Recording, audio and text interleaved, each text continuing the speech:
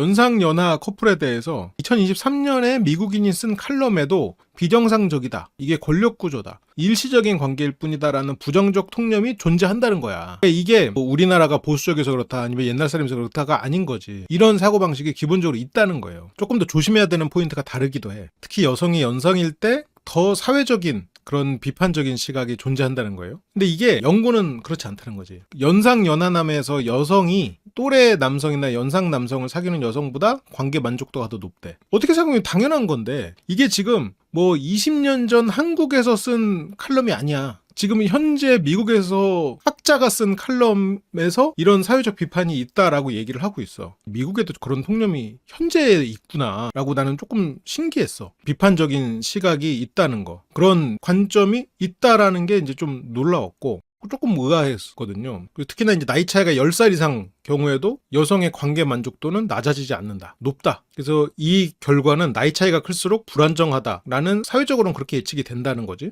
이게 현재 미국의 학자가 보는 사회적인 비판적인 시선이구나. 그래서 만족도가 높은 이유는 관계 내 권력 역학의 변화. 이게 전통적인 성별 권력 구조가 작동하지 않아서 일반적으로 남성이 이제 많이 연상이고 경제력이 있고 그러면 남성에게 관계 주도권이 자연스럽게 귀속이 되거든요. 근데 이제 여성의 연상인 경우에는 그렇지 않다는 거야. 이렇게 자연스럽게 한쪽이 권력 구도를 가져가는 현상이 조금 덜 일어난다는 거지. 그러니까 이런 거는 제 의견이 아니고 저스틴 박사님의 말씀이에요. 그래서 이 저스틴 박사의 말로는 만족도가 높은 이유가 과거의 일방적인 지배 구조에서 수평적 구조로 형성될 가능성이 조금 더 있다는 거죠. 그러니까 남자가 연상이면 무조건 지배 구조가 형성된다 그건 아니에요. 근데 여성이 연상이었을 때 전통적인 지배 구조에서는 벗어날 가능성이 조금 더 높다 보니 그래서 만족도가 높은 게 아닌가라고 이제 추정을 하는 거죠. 그러다 보니까 뭐 여성의 자기 표현이나 욕구 표출 그래서 연상녀들은 관계에서 자기 감정, 욕구 이게 상당히 중요한 포인트로 또 있기도 하더라고요. 여러 사람의 칼럼 연구 이런 거 지금 모아놨는데 자기 욕구를 명확히 표현할 수 있다라는 거 그리고 두 번째는 해소될 수 있다라는 게 연상녀 연하남 커플의 만족도가 높은 이유 중에 하나더라고. 뭔가 내가 원하는 욕구, 감정 이런 거를 조금 더 분명하게 표현할 수 있는 경향성이 있다라는 거죠. 그래서 여성은 참고 맞춰야 된다는 그런 전통적인 거에서 벗어난 거고 뭐 절대적인 건 아니에요. 만족도가 높다고 해서 무조건 연하남이랑 결혼해야 만족도가 높다 그것도 아니에요. 그리고 뒤에 보면은 반전의 요소가 있어. 연하남을 만난 연상녀 분들의 만족도가 높은데 그 만족도가 떨어지는 속도도 빨라. 그래서 전통적인 남녀 간의 어떤 이렇게 정을 쌓고 이러는 구조가 조금 다르게 작동해. 그래서 무조건적으로 좋다는 건 아니야. 내가 원하는 관계에 살고 있다라는 좀 주도적인 거. 자기가 내가 결정했다. 이게 관계 만족도를 끌어올리는 그 핵심이고 그리고 또 성적 만족도에 대한 얘기가 있어. 성적 만족도가 높은 경향이 있다. 라는 거. 왜 그러겠어? 여기서 거의 직접적으로 쓰여있죠. 연하남의 신체적 에너지. 이거는 뭐 개인차가 있겠지만 적극성, 성적 협조성. 그러니까 아까 말했던 권력 구도와 성적 만족도가 조금 이어지는 부분들이 있지. 연상 연하 커플이 아무래도 남자가 여자와 이제 협조하면서 그런 게 조금 더 강하고 아무래도 그리고 에너지가 좀 더 있고 당연히 이건 개인차가 있는 거야. 그런 경향성이 있다는 거야. 그러다 보니까 이게 꽤 중요한 요소 중에 하나일 수 있다. 근데 여성분들이 내가 어떻게 하면 만족하는지를 아는데 과거의 전통적인 구조 안에서는 그런 거를 막 드러내놓고 이렇게 해줘 저렇게 해줘 이거는 별론데 이렇게 쉽지 않은 사람들이 있다는 거지. 그래서 이런 성적 관계도 권력 불균형이 완화된 결과로 해석되기도 한다는 거예요. 그런데 이런 것들이 사회적 시선하고 실제 경험이 좀 다르다는 거야. 연상녀는 남자를 이용한다. 아니면 뭐 연하남은 미성숙하다. 이런 사회적 통념들이 있다는 거죠.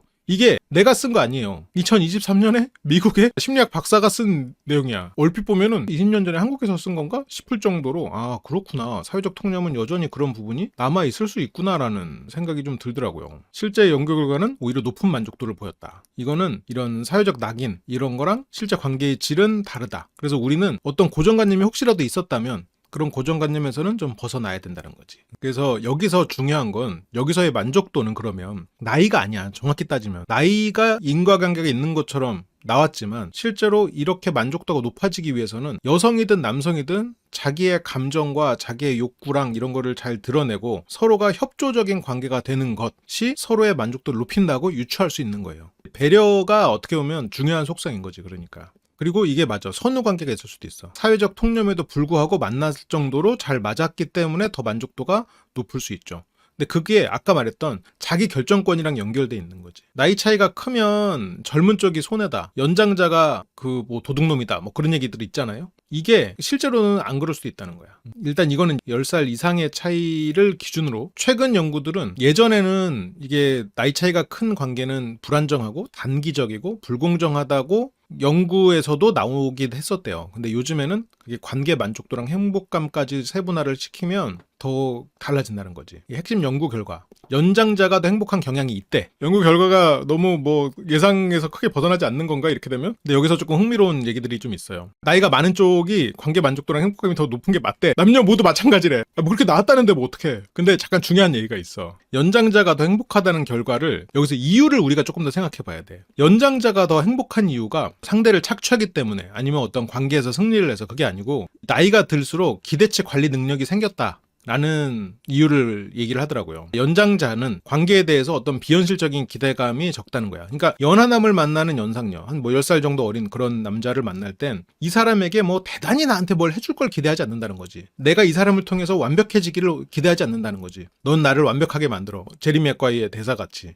그런 걸 원하지 않는다는 거야. 상대를 통해서 내가 완벽한 사람이 되기를 원하지 않는다는 거야. 애초에 그 기대감이 없다는 거야. 그래서 행복하다는 거지. 기대가 없으니까. 그래서 기대치가 낮을수록 만족감은 높아지는 거죠. 어떻게 보면 당연한 이론이지. 기대치 이론에서 가장 기본으로 나오는 개념이죠. 내가 만족도가 높아지기 위해서는 기대치가 낮아지면 내가 받는 게 훨씬 높게 느껴지니까. 그래서 이는 관계 평가 기준이 현실적이다. 그리고 두 번째는 자기인식과 자율성의 차이. 이게 무슨 말이냐면 나이가 많을수록 아무래도 이제 상대적으로 메타인지가 된다는 거예요. 내가 뭘 원하는지를 알아. 그래서 상대에게 내가 억지로 상대한테 맞춰주고 그러지 않고 내가 어떤 욕구가 있는지 내가 뭘 원하는지 이런 걸 딱히 숨기지 않아. 좀 더 주체적으로 움직인다는 거지. 그래서 관계 만족도가 높다는 거예요. 그래서 나이 차이가 적은 커플과 나이 차이가 큰 커플은 관계가 작동하는 방식이 다르다. 이런 가설들이 흥미로웠는데 나이 차이가 적은 관계에서는 서로 간에 어떤 비교와 경쟁이 존재할 수 있다. 그리고 서로가 동시적인 생애 단계. 예를 들어서 뭐 똑같이 둘 다 서태지 세대거나 뭐 이런 게 있지. 그리고 지금 그 나이대가 비슷한 중년 뭐 이렇게 아니면 어떤 노안이 내년에 올 상태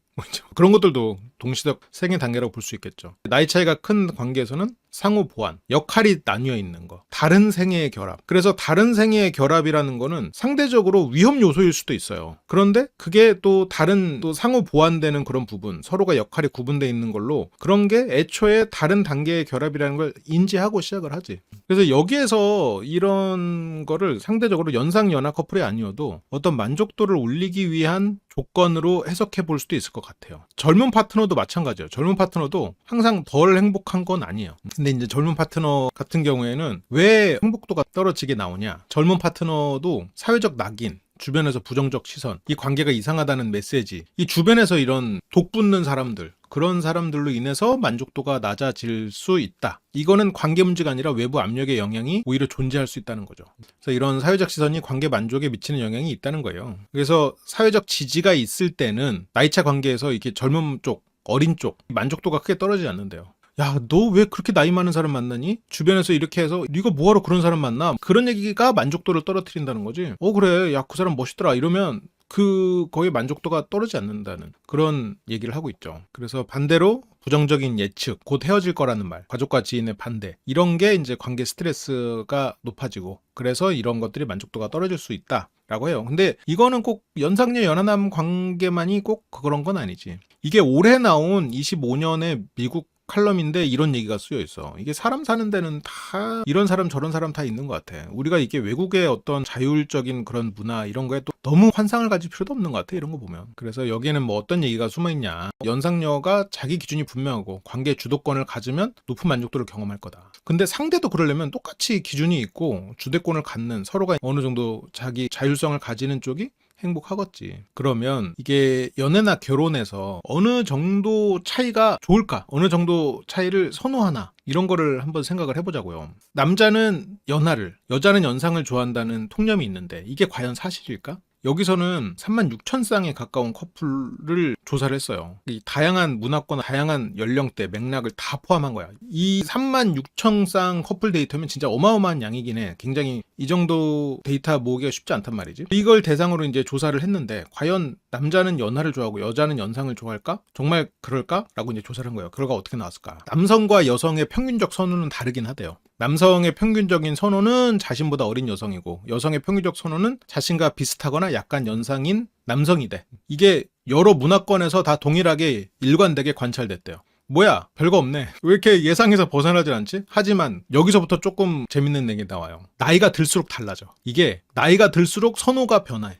남성은 나이가 들수록 더 큰 연령차의 연하를 선호해. 나이가 들어도 이거 디카프리오 어쩌고 그건가 이게? 그러면 여성은 어떨까? 선호 연령대가 점차 낮아져. 여성도 마찬가지야. 그래서 여성도 고령화될수록 연하 파트너를 더 수용하게 돼요. 그래서 이게 조금 더 구체적으로 보면 70세 남성의 평균적 선호, 굉장히 나이가 많은 기준을 했죠. 약 58세, 12살 연하를 선호해요. 70세 여성은 약 1.5세 연하를 선호해요. 그러니까 선호가 이제부터는 70세 정도까지 올라가면 연상을 선호하지 않는 거지. 이건 약간 건강 문제도 있을 것 같긴 한데. 그래서 여성도 고령화가 되면 연하를 선호하는 경향이 생겨요. 그래서 여성이 항상 연상을 선호한다라는 통념은 일단 깨진 거죠. 그래서 연령 선호는 고정된 본능이 아니라 생애 단계에 따라 조정된다. 라는 거예요. 우리가 그냥 알고 있던 그 통념보다는 조금 다르죠. 여성의 연하 선호는 예외적 일탈이 아니라 연령 증가에 따라 자연스럽게 나타나는 변화다. 근데 요즘에는 또 결혼하시는 나이가 조금 더 늦어지고 있으니 연하 선호는 이게 사회적인 변화가 아니라 어쩌면 자연스럽게 나타나고 있는 그런 현상이 그렇게 통계적으로 만든 걸 수도 있는 거지. 그러니까 사회적으로 연상 연하 커플이 뭐 변하는 게 아니라 어떻게 보면 남자든 여자든 결혼 시기가 늦어지면서 여성들의 연하 선호가 더 생겨나는 거지. 그러니까 원래부터 연하를 선호하는 게 아니라 나이가 들면서 연하 선호가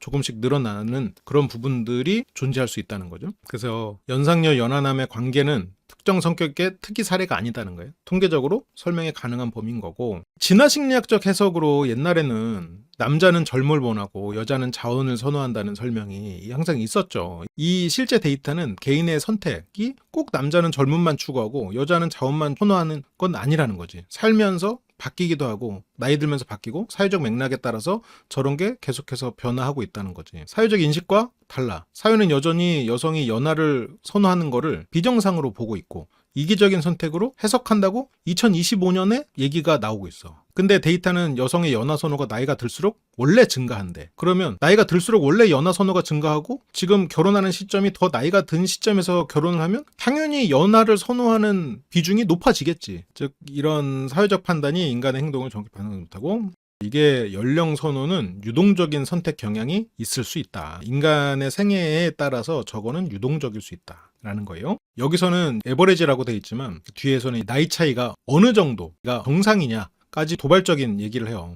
근데 이제 당연히 개인 취향이 아니고 이 평균차를 확인하지 않으면 뭐가 정상이냐 아니냐, 도덕적으로 옳으냐 그르냐 이런 걸로 흐르기가 쉬우니까 여기서는 이제 도덕이나 그런 얘기를 하고자 하는 건 아니지. 전 세계 나이 차이 핵심 수치 한번 볼까요? 전 세계 커플의 평균 나이 차이 몇 살일까? 4.2세. 우리나라 결혼 나이 차이가 제가 기억하기로는 4살이 안 돼요. 그러면 우리나라는 전 세계 커플 평균 나이 차이보다 조금 적은 편인 거지. 이게 특정 국가의 특수성이 아니라 비교적 안정적으로 웬만한 문화권에서 대충 다 비슷하게 나온다는 거예요. 그래서 이 인간관계에서 완전한 동갑이 기본값 아니기는 한데 이 평균 나이 차이가 남자 쪽이 더 높은 건 맞는데 문화권에 대한 차이가 있어. 북미나 유럽은 나이 차이가 상대적으로 적대요. 연령 조합이 조금 다양해. 아프리카나 중동 이쪽은 평균 나이 차이가 상대적으로 커. 남성이 크게 연상인 결혼이 일반적이고 이쪽에서 평균값을 높이고 북미나 유럽 쪽에서 평균값을 조금 낮추고 그런 게 있겠지. 그리고 북미나 유럽 쪽이 편차가 더 크다 라고 해석할 수 있겠죠. 우리나라는 지금 이 평균보다는 조금 더 적은 숫자를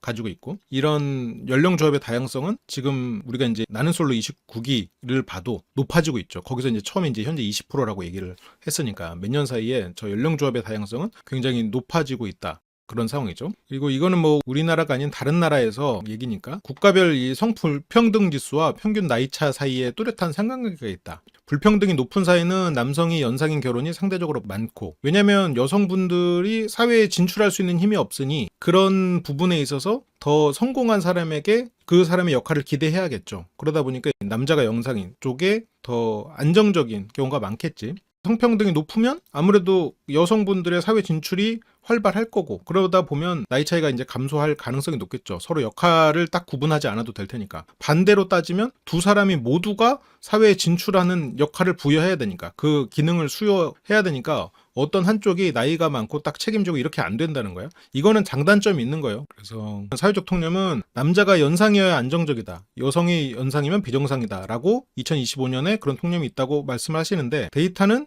평균은 남성 연상이 많은 건 맞는데 성평등 사회일수록 예외 조항이 증가한다. 근데 나이 차이 자체보다 중요한 변수가 있대요. 어떤 사회적 지지, 아까도 사회적으로 압박을 받으면 만족도가 확 떨어진다고 그랬잖아요. 그리고 개인의 자율성, 그 연상녀의 만족도가 높아지는 이유가 이거였지. 자율성. 그리고 내가 주도적으로 이 관계를 선택했다는 거. 그래서 나이 차이는 결과다, 원인이 아니다. 나이 차이가 있기 때문에 행복하다가 아니고, 저렇게 관계 선택이 자유롭고 내 자율성이 보장되는 사람이랑 만났더니 연상연하 커플이었다라는 거죠. 그러면 나이 차이가 안 나더라도, 아니면 남자가 나이 차이가 많더라도 만족도가 높아지려면 개인의 자율성이 보장되고 사회적 지지를 받을 수 있으면서 이 관계를 내가 자유롭게 선택을 했다면 만족도가 높아지겠지. 그 유지가 되고. 그러니까 나이 차이는 원인이 아니라는 거예요. 그리고 평균을 벗어난다고 해서 문제라는 거, 이게 좀 저자가 높아심이 있는데 뭐 우리는 그렇게 생각하지 않아요. 평균이 규범인 것도 아니고 불필요한 낙인을 칼 필요도 없겠지. 근데 제가 상담을 하면서 연상 만나세요 라고 하는 거는 그 상대가 결혼을 생각할 가능성에 대한 얘기인 거지. 내가 사랑하는 사람을 만나서 그 사람이 뭐 연하남이다, 괜찮아 그건. 근데 결혼을 하고 싶은데 연하남을 만나야겠다, 이러면 안 돼. 그거는 이제 확률적으로 떨어지니까. 왜냐면 그 사람이 결혼을 꿈꿀 확률이 상대적으로 떨어지니까 이제 하는 말이지. 왜 어떤 남자는 연상녀와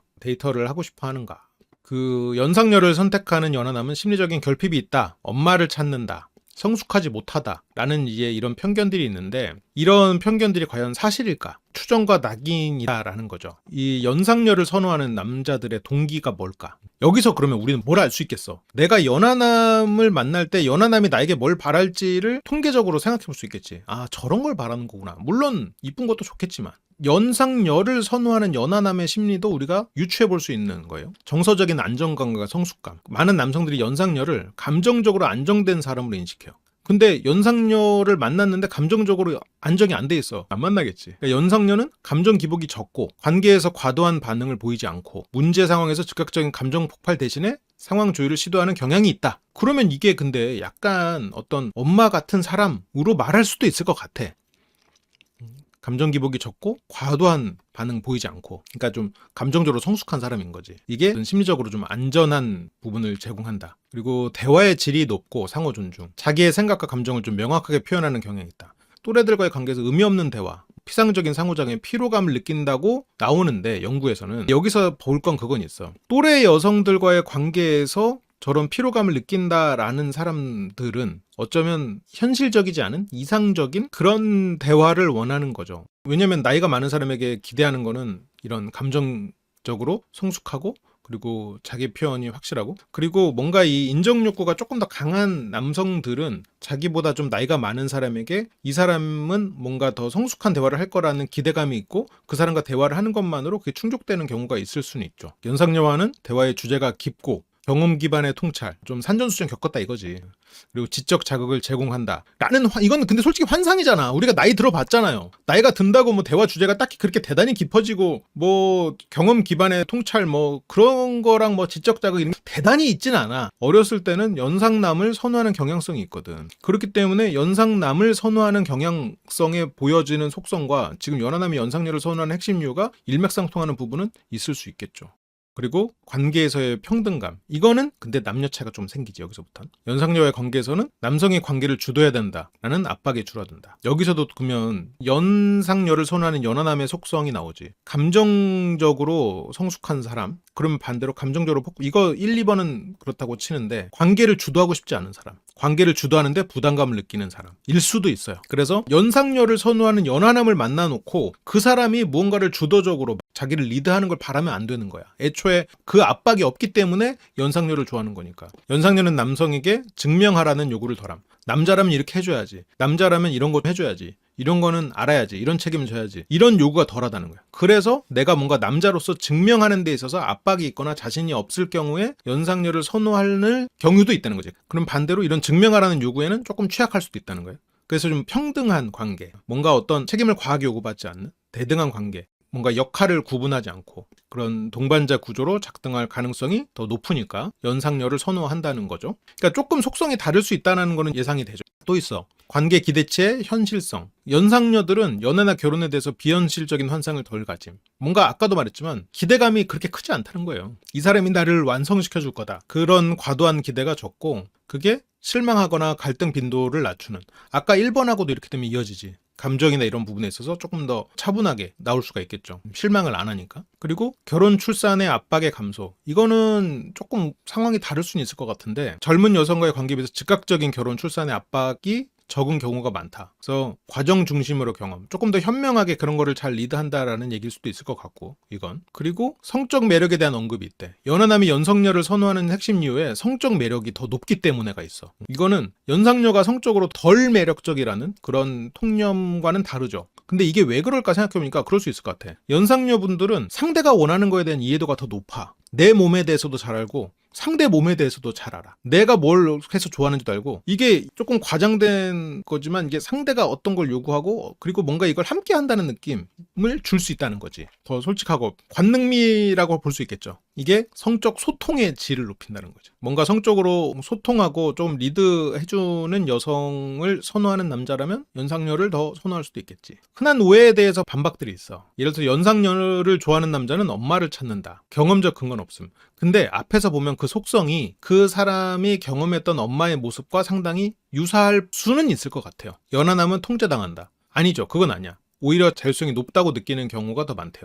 일시적인 관계일 뿐이다. 이게 장기 관계로 이어지는 사례가 다수 있다. 근데 이제 다만 그건 있어. 일시적인 관계로 끝날 가능성이 조금 더 높은 건 사실이야. 왜냐면 만족도가 초반에 높다가 저하 속도가 더 빠르다 보니까 관계가 빨리 끝나는 경우가 상대적으로 높은 건 사실인데 그렇다고 해서 장기 관계로 이어지지 않는다 이건 아니니까. 그래서 다양한 통념들이 있지만 뭐 그런 게 통계적으로 유효한 정도 차이는 아니라는 거죠. 항상 여기서도 얘기하지만 정서적 안정, 존중, 소통의 질 이런 것들이 중요하다라는 거고 연상녀, 연하남 이 속성을 생각해보면 연하남과 잘 만나기 위해서는 저런 부분, 감정 조절 그리고 내 욕구를 솔직하게 얘기하는 거. 근데 우리나라는 조금 다를 수 있어요. 처음부터 너무 욕구를 솔직하게 얘기하는데 집중하면 안 돼. 성적인 부분은 특히나. 그거는 이제 일단 상대가 어떤 사람인지를 좀 파악해 가면서 해야 되는 거고 어쨌건 상대를 리드하고 내가 가진 어떤 요구사항 명확하게 얘기하고 그리고 이 사람에게 큰 기대하지 않고 어떤 뭐 남자로서 역할을 부여하지 않고 기대감이 없는 그러면서도 감정 조절을 잘하면서 대화 주제도 폭넓고 어른스러운 그런 대화 주제가 되는 연상녀는 그리고 또 결혼이랑 이런 거에 출산에 압박을 또 주지 않는 그런 연상녀가 연하남이 원하는 연상녀다라고 얘기를 하고 있네요. 그러면 이번에는 이것도 좀 궁금한 주제인데 방금도 제가 얘기했지만 나이 차이가 이렇게 큰 상황에서 얼마나 이제 오래 가는가에 대한 얘기야.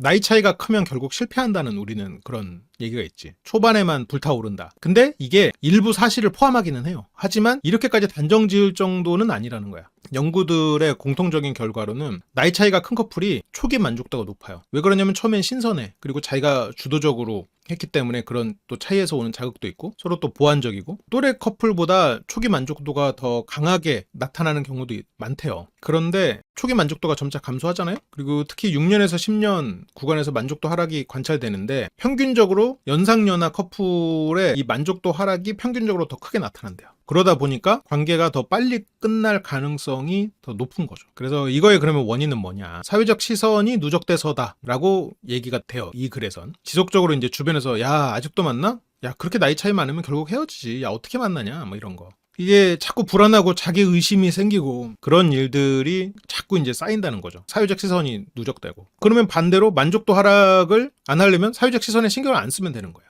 두 번째는 생애 단계 불일치. 그리고 이 사람은 이미 신체가 많이 접어들었어. 그런 거. 그리고 장기 관계에서 이런 커리어 단계도 다르고 결혼 출산 계획도 다를 수 있지. 이 커리어 단계는 꼭 연상연하 커플에서만 드러나는 게 아니고 이번에 환승연애에서 나온 커플들도 저런 커리어 단계 차이로 인해서 헤어지는 커플들 많았지. 결혼이나 출산 계획도 불일치할 수 있고 연상녀 입장에서는 이제는 결혼을 해야 되는 시점인데 연하남 입장은 이제는 막 사회 진출하는 막 그런 경우도 있고 그리고 은퇴랑 노후의 설계도 다르고 다르고 막 그 나이가 많은 쪽에서는 이제 은퇴해서 조금 이제 한적한 곳에 가서 살고 싶다 이런 생각을 하는데 한쪽에서는 인재 사회적으로 가장 높은 위치에 올라와가 달려야 되는 상황이고 그런 차이들이 있을 수 있죠. 그러니까 이게 우리가 이제 대학생하고 직장인 딱 그런 차이만 경험했지 나이가 들어서 은퇴 노후도 그런 일들이 벌어질 수 있는 것 같아요. 근데 이제 물론 그때는 조금 더 성숙하니까 그거를 우리가 수용할 수 있지만 그러니까 똑같이 25살일 때 한쪽은 대학생, 한쪽은 직장인 이래버리면 그 서로가 이해를 못하는 경우가 있잖아요. 근데 이제 그게 나이가 들어서도 비슷한 경험을 할 수 있다는 거죠. 근데 그때 경험은 우리는 다르게 받아들일 수 있죠. 상대를 이제 이해할 수는 있지만 그런 차이가 생길 수 있다는 거지.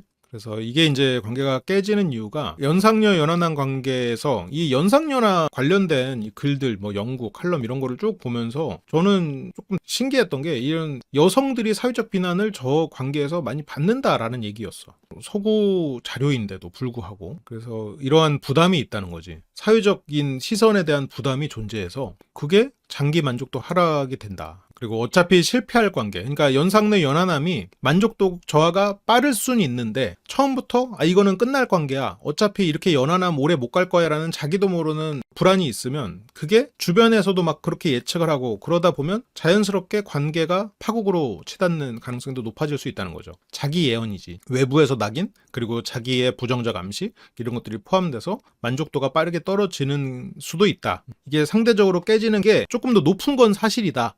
초반에 만족도가 높은 거에 비해서 뒤에서 만족도 저하가 빠르기 때문에 관계가 장기적으로 유지되는 게 조금 떨어지긴 하겠지. 그렇다고 해서 내가 만나는 사람하고 무조건 헤어지냐? 그거는 아니라는 거죠. 그래서 이런 나이차 관계가 본질적으로 단기적이다. 이건 아니라는 거예요. 근데 장기적으로 유지를 하려면 몇 가지를 생각해야 돼. 일단 외부 비난에 대해서 심리적으로 방어를 하고 신경 쓰지 말아야 돼.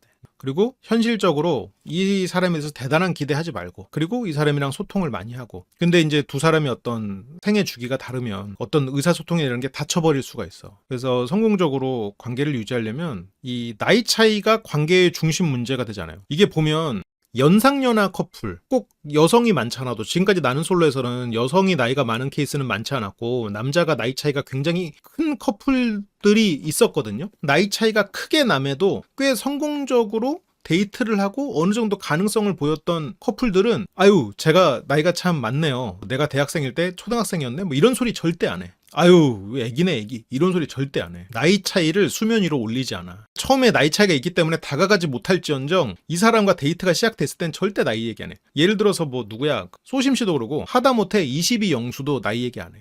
22영수도 그나마 22영숙님이 열린 결말을 하면서 1년간 두 사람의 관계가 유지됐던 이유는 나이가 그래도 수면 위로 올라오지 않았기 때문이에요.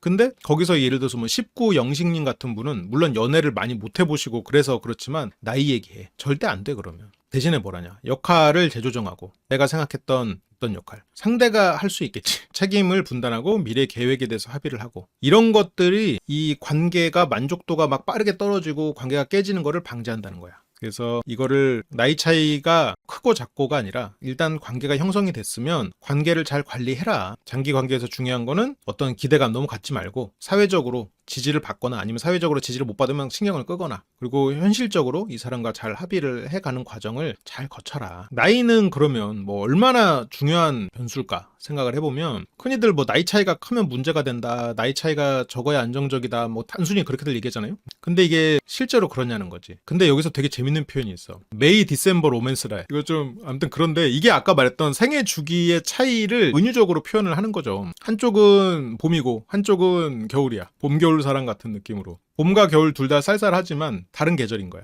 이런 문화적 프레임이 있다는 거고 나도 이런 표현이 있다는 거 처음 알았어. 평균적으로 남녀 모두 3살 정도 나이 차이를 가장 편안하게 느낀대요. 그렇게 보고가 되는데 이거는 그냥 흔한 선택지라는 거야. 이거는 뭐 여기서 벗어났다고 해서 어떤 도덕적 판단을 할 필요는 전혀 없다는 거지. 근데 이 사회적으로는 그러면 왜 이런 나이 차이를 불편해할까? 이게 사람들은 나이 차이가 많은 커플을 볼 때 그냥 자동적으로 이 관계는 공평하지 않을 거다라고 생각한대요. 한쪽이 나이가 아주 많으면 그쪽이 우리도 뭐 흔히 뭐 도둑놈이다 이런 표현을 하니까 이득을 보고 있다라는 가정 아니면 뭔가를 이 사람에게 주고 있다라는 거 이게 실제 관계 실제 질하고 무관하게 그냥 이 사람들에 대해서 모르고 그냥 그게 자동적으로 머릿속에서 떠오른다는 거지. 이런 불공정 인식이 만들어내는 압력이 있는데 이게 사회가 나이 차이가 많이 나는 커플이 있으면 누가 더 얻고 있는가 그런 관계로 바라본다는 거야. 그러니까 이게 그냥 선남선녀 커플 만나서 이렇게 잘 만나는 것 같으면 얘네들이 서로 사랑하는구나, 서로 이렇게 잘 맞는구나, 서로 소통 잘 되는구나 이렇게 보는데, 나이 차이가 많은 커플은 이렇게 안 본다는 거야. 뭔가 거래, 교환, 착취로 해석하는 경향성이 있다는 거지. 그러니까 이게 잘못돼 있다는 거예요. 근데 이게 자동사고로 일어나는 경우들이 많다는 거죠. 연상녀 연하남 관계에서 이 나이 차이가 클 경우에는 특히나 이게 더 어떤 성별 규범하고 나이 규범을 동시에 위반했다. 평균은 남자가 3살 많은 것에서부터 사람들이 생각하니까 여자가 많아? 그것도 나이 차이가 15살? 이거는 뭔가 거래가 있겠는데? 이렇게 이제 사람들이 자동사고를 해버리는 거지. 이런 이해득실의 관계로 더 해석을 해버린다는 거죠. 이게 똑같이 뭐 12살 차이여도 여성이 넌상일 때는 평균에서 더 멀리 벗어나 있으니까 더 부정평가로 이어질 수도 있다는 거죠. 근데 이게 실제로 그렇게 중요한 변수가 아니라는 거야. 근데 나이 차이보다 다음이 더 중요하다는 거야. 여기서도 계속해서 반복해서 나오지. 기대하지 마라. 행복할 거면 기대하지 마라. 여러분들의 기대가 여러분들을 행복하지 못하게 만들고 있는. 기대하지 마. 기대하지 않으면 실망도 없고 행복할 수 있다. 가치관의 호환성. 서로 이제 가치관을 얘기하고 소통을 많이 하라는 거지. 갈등의 해결 방식. 사회적 지지의 존재 여부. 뭐 꼭 사회가 지지하지 않아도 내가 좋아하는 친구들, 이웃, 아니면 뭐 가족들 이런 쪽의 지지만 받아도 행복하다는 거야. 그리고 또 자기의식의 문제인데, 주변의 시선 때문에 자꾸 눈치를 보게 된다는 거지. 뭔가 갈등이 있어도 그러게 이게 나이 차 때문인가? 뭔가 이 사람이 좀 피곤해서 쉬고 있어도 이 사람이 나이가 많아서 그런가? 이 사람이 뭔가 서툴러서 못해도 제가 어려서 그런가? 이제 이런 것들이 더 생겨버린다는 거죠. 그런 경향성도 있죠. 그래서 이게 실제로 실패하는 게 나이 차 때문이 아니라 중간에 그 영향이 하나 더 있는 거지. 나이 차이가 크면 외부 압력과 내부 불안이 커질 수 있고, 외부 압력과 내부 불안이 클 때 이게 더 헤어짐 아니면 만족도 저하로 이렇게 가는 거지. 그래서 사회적 낙인이 관계를 약화시킨다. 나이는 관계의 운명을 결정하진 않는다. 그래서 나이를 변수로 삼지 마라. 그리고 우리나라에서도 연하남과의 연애 경험에 대한 논문이 있는데요. 원래는 오늘 준비한 강의가 여기서부터 출발한 거긴 해요. 조금 이거는 오래된 거예요. 2015년도에 나온 논문이긴 한데 우리나라 거예요. 2030 여성의 연하남과의 연애 경험에 대한 얘기를 김정현 님이 쓰셨고요. 이게 2015년에 벌써 사회적 현상이다 라고 얘기를 하고, 근데 이제 최근에 연하남, 연상녀가 미디어 관심의 중심이 되고, 2015년인데 최근이라고요? 그러니까 그 당시 최근에도 이게 이미 미디어 중심에 있었어. 이때 연상 연하 커플의 증가가 관찰이 되고 있었던 거지. 그러니까 이때 여자 연상이 16%, 지금은 더 증가했지 이것보다. 지금은 여자 연상이 20% 가깝게 됐으니까. 시에 이제 예시로 든 게 로망스, 밀회, 기억도 안 난다 근데. 이렇게 큰 나이 차도 신선함으로 수용됐다는 거지. 이때도 이제 시대 변화가 시작됐던 시점이에요. 이승기의 내 여자라니까가 이게 2004년이었네요. 아무튼 이 당시에는 이게 사회적 트렌드로 주목을 받으면서도 16%니까 소수긴 했었죠. 그게 편견의 대상으로 약간 이중지위에 놓여 있었대요. 이때도. 그래서 저기에서도 트렌드이면서 소수라는 이중지위에 놓여 있는 거고, 그러면 이 연령 규범이라는 건 뭐냐? 왜 핵심 변수냐? 연령 규범은 적정 나이가 되면 결혼해야 한다라는 결혼 시기 규범이고, 순서 규범은 결혼을 위해서 조건과 가정, 형제 자매 결혼 순서 압력 이런 게 있고,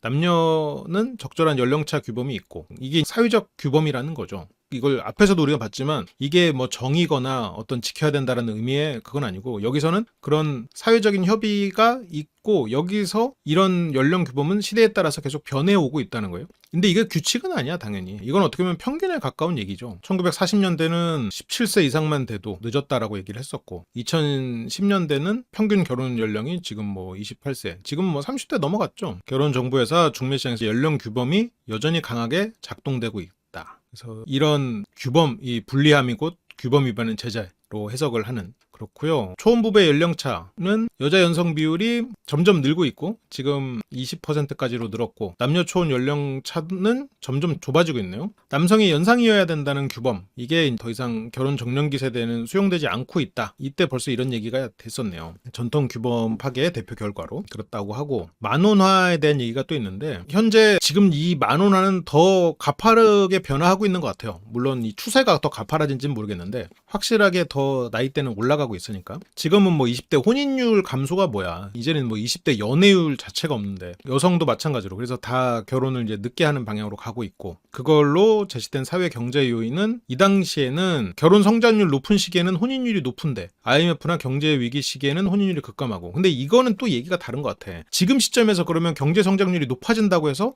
혼인율이 높아질까? 생각하면 나는 꼭 그렇지는 않을 것 같거든요. 저거를 영향 요인으로 많이들 뽑으시는데 정말 그럴까라는 생각은 있어. 물론 이건 이제 경제가 성장한다와 성장률이 높다는 다른 얘기긴 해요. 그러니까 경제가 성장하더라도 성장률이 둔화되는 것은 혼인율의 얘기가 그렇게 영향이 될 수도 있긴 하겠지. 그래서 최근 결혼에서는 경제력 중요도가 증가됐고 배우자 선택에서도 경제력 중요성 그런 얘기가 있고 여성 초혼 연령도 쭉쭉 올라가고 최근 20년 사이에 4살 상승했고 지금은 더 높아졌죠. 10년마다 약 2살씩 늘어나고 있고 지금은 이것보다 2살이 더 늘어났겠네. 이 추세가 이대로만 유지됐으면. 근데 아마 더 늘어난 걸로 알고 있어요. 그래서 향후에도 늘어날 거고 여성 연상혼의 증가 배경으로는 논문이 제시하는 주요 설명은 뭐가 있냐면 일단 교육 수준이 올라갔다는 거야. 교육 수준이 올라가서 경제 활동을 하고 사회적 지위가 올라가니까 남성 경제력에 덜 의존하게 되고 여성이 연하 남성을 스스로 선택하는 게 가능해졌다는 거야. 연하 남성을 선택한다가 아니라 그게 가능해졌다는 거지. 그래서 원래 연상남을 좋아하는 사람은 내가 능력이 있어도 연상남 만나는 거고 능력이 없을 때는 경제적으로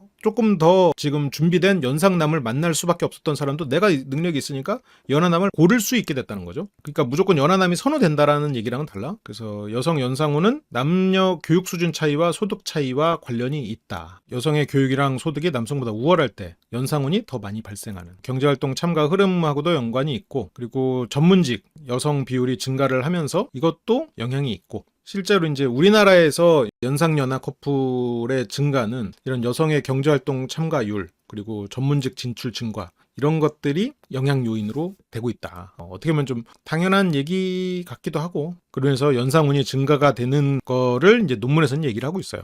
그래서 미혼 여성은 경제력이 있을 때 결혼을 반드시 해야 된다고 생각하지 않는 경향이 높대요. 근데 오히려 기혼 여성은 결혼을 해야 된다고 얘기하시는 분들도 많고 이건 어쨌건 자기 선택이긴 하지 근데. 그리고 미혼 여성은 남성의 경제력보다 정서적 안정을 강조하는 경향성이 생겼다는 거예요. 근데 그렇다고 뭐 경제력이 중요하지 않은 건 아니지. 세대 차이도 젊은수록 해도 좋고 안 해도 좋다. 라는 비율이 더 늘어나고 있고 성비 불균형도 영향이 있을 수 있어. 성비가 높은 경우 남자가 많으면 전통적 역할을 기대해요. 왜냐면 남자가 많으면 공급이 많은 거니까 상대 쪽에서 더 기대감이 높아져요. 거기서 더 괜찮은 남자만 살아남는 거니까. 성비가 낮은 경우에는 어쨌건 서로가 똑같은 거야. 공급이 더 많지가 않은 거야. 더 유리할 게 없는 거지. 그러면 조금 더 서로 허용적인 남녀 관계를 기대하는 거고. 그래서 일반 사회에서는 성비 불균형이 혼인율보다 배우자 연령 선호를 바꾸는 쪽으로 이어진다.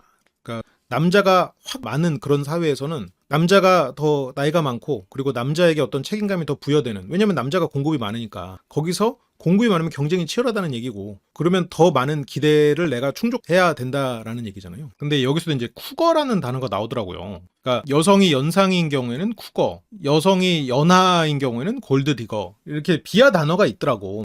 이런 비난들이 이제 여성들에게만 집중되는 거예요. 왜 그러냐는 거지? 그러니까 이게 그 우리나라의 2015년 논문보다 2025년에 미국 논문이 저런 비판이나 이런 부분에 있어서 조금 더 조명하고 있다는 게 흥미롭죠. 쿠거는 젊은 남성을 선호하는 금전적으로 여유가 있는 여성을 의미하는 속어이다. 그러니까 이것도 비하적인 단어고 골드디거도 이거 그렇죠. 보통 일반적인 패턴은 우리가 이제 앞에서도 봤지만 남자가 조금 더 어린 아내, 여자는 조금 더 나이 많은 평균 3년 내외를 선호하고 비서구 사회에서는 나이 차이가 조금 더 큰 경향을 보이고 있고 근데 재혼이나 늦은 결혼에서는 조금 달라져. 우리가 아까 연구에서도 봤죠. 남자는 재혼하거나 나이가 들수록 나이 차이가 커지죠. 그러니까 여성도 재혼할 때는 더 나이 차이가 덜 나는 사람 아니면 연하를 선호하는 거죠. 그리고 동성 커플에서는 나이 차이가 조금 더 큰 편이래요. 이건 좀 이상하다는 게 아니라 의외였다는 거지. 근데 이게 초기에는 좋지만 하락은 빨라. 남녀 모두 처음에는 나이 차이가 많이 나는 어린 사람을 만나면 만족도가 높은데 시간이 지나면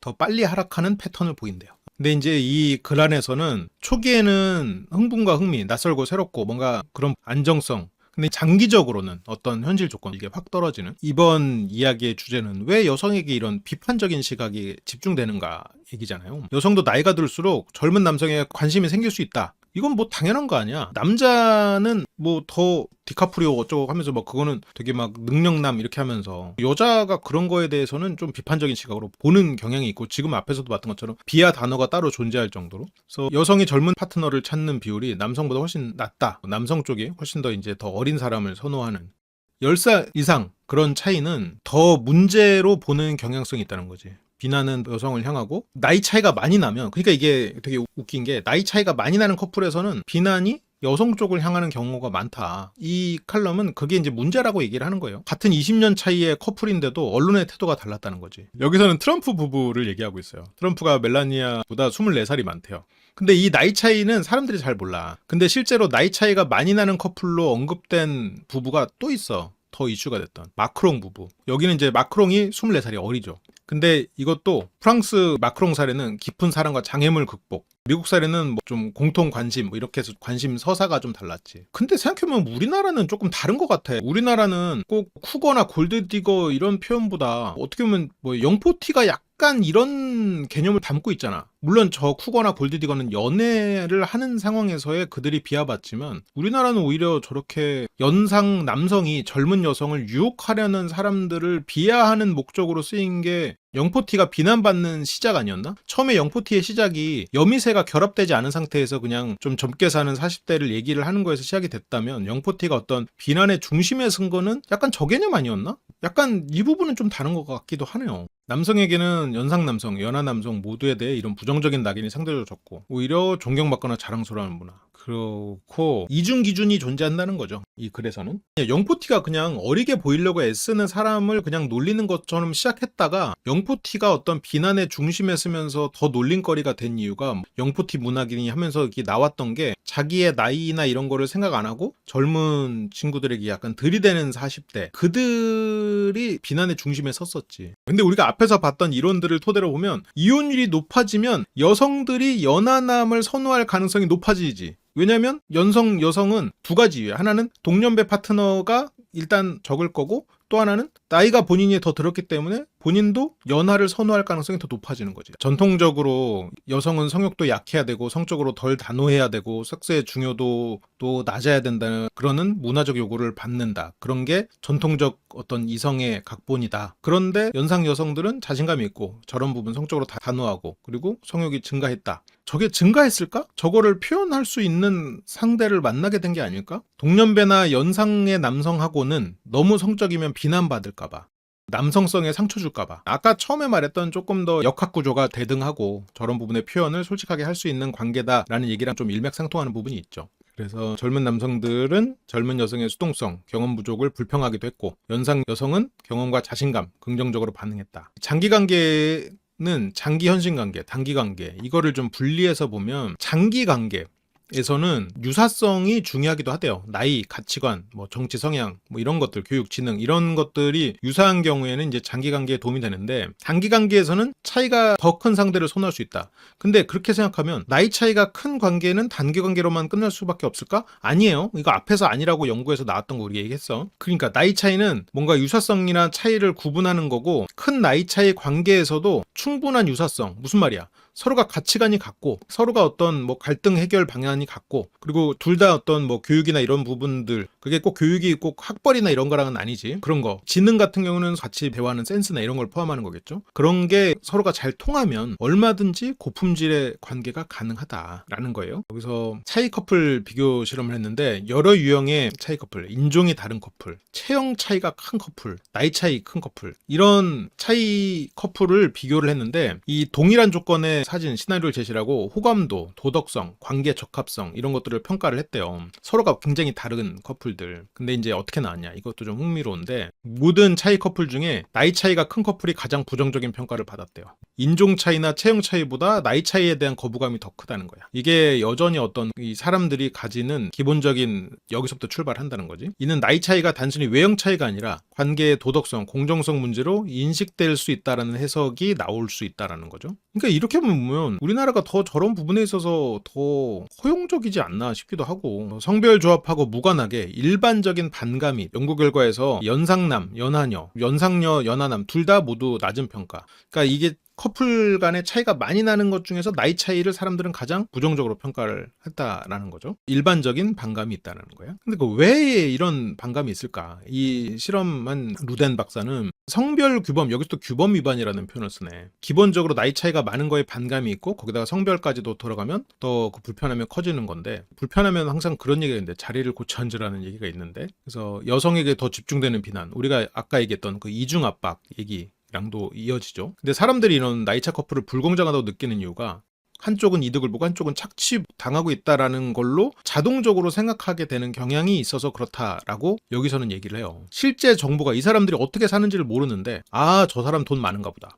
저 사람 뭔가 저 사람의 돈이 없어가지고 저 사람을 그런가 보다. 이런 생각을 그냥 자동적으로 한다는 거야. 나이 차이가 난다는 건 불균형한 관계다라고 사람들은 직관적으로 생각해버린다는 거지. 그래서 이 불공정 인식에 대해서 구체적으로 연장자에 대해서 작동하는 가정이 뭐야? 돈이 많을 거다. 지위가 높을 거다. 아니면 어떤 뭐 좋은 경험이 있어서 그걸 통해서 그 관계를 얻었을 거다라고 사람들은 그냥 생각해버린다는 거지, 직관적으로.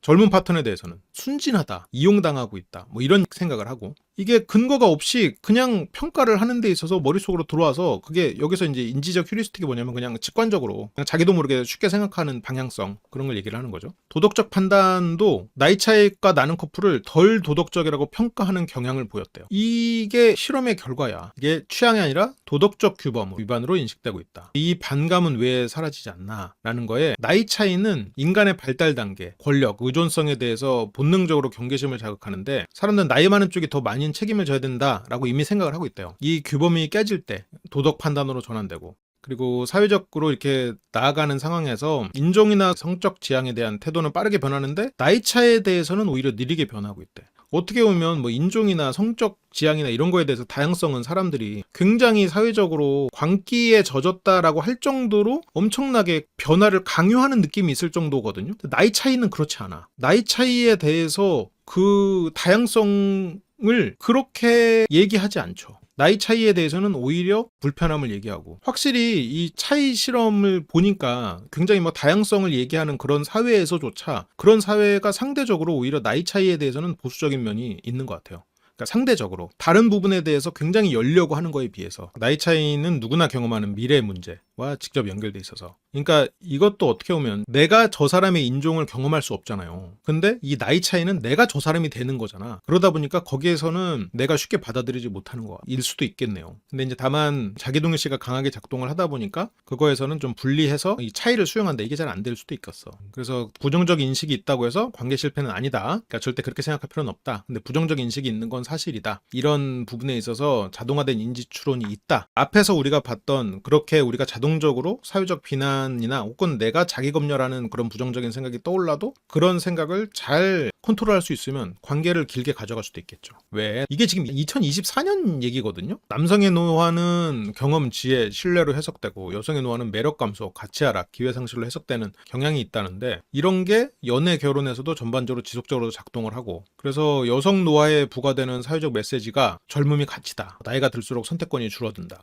지금이 마지막 기회일 수도 있다, 이런 압박이 계속해서 되니까. 근데 이제 문제는 이게 사회적으로 압박인 게 문제가 아니고 내면화돼서 자기 평가를 훼손한다는 게 문제야. 그러니까 여기서는 이렇게 생각한다, 이게 맞다가 아니고, 이런 사회적 메시지가 있었는데 이게 내면화돼서 자기 평가를 훼손한다라는 거야. 내가 나를 괴롭히는 걸로 이어질 수 있다라는 거죠. 그래서 나이가 들수록 자신의 욕망보다 사회적 승인 가능성, 내가 원하는 관계보다 남들이 괜찮다고 할 관계를 선택하는데, 근데 연상녀 연하남 관계는 이 압박을 정면에서 위반하는 거지. 그래서 더 강하게 공격을 받고, 여성은 나이가 들면 욕망을 줄여야 된다, 여성은 젊은 남성의 선택 대상이 아니다. 그런데 연상녀 연하남은 이거에 대해서 정면으로 위반을 하는 상황이죠. 그래서 이게 연상녀 연하남 관계가 되면 스스로 검열해.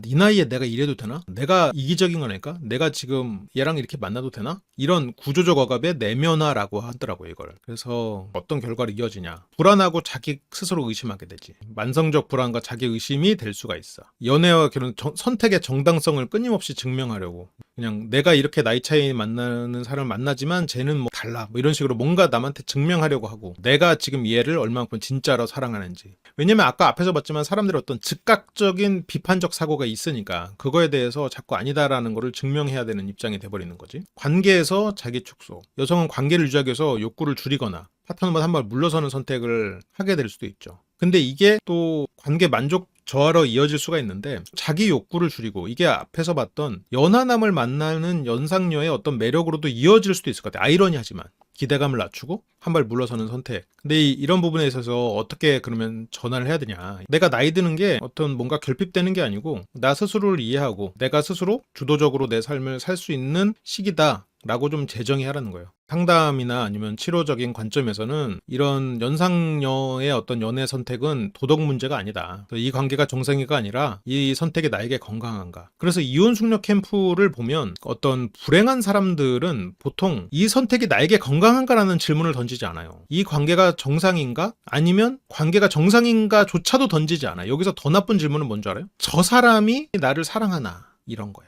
내가 이 사람을 사랑하나, 내가 지금 이 관계에서 이 선택이 나에게 건강한가를 봐야 돼. 어떤 나이 조합이 옳은가라는 도발적인 얘기를 하고 있죠. 연상녀 연하남 커플이 받는 질문을 얼마나 오래 갈 것 같나요? 라는 질문을 많이 받는데 결국 남자가 떠나지 않을까요? 경제적으로 누가 더 책임지나요? 이런 얘기들. 근데 연상남 연하녀 커플은 언제 결혼할 건가요? 아예 계획은 어떠냐? 이런 얘기를 물어본대.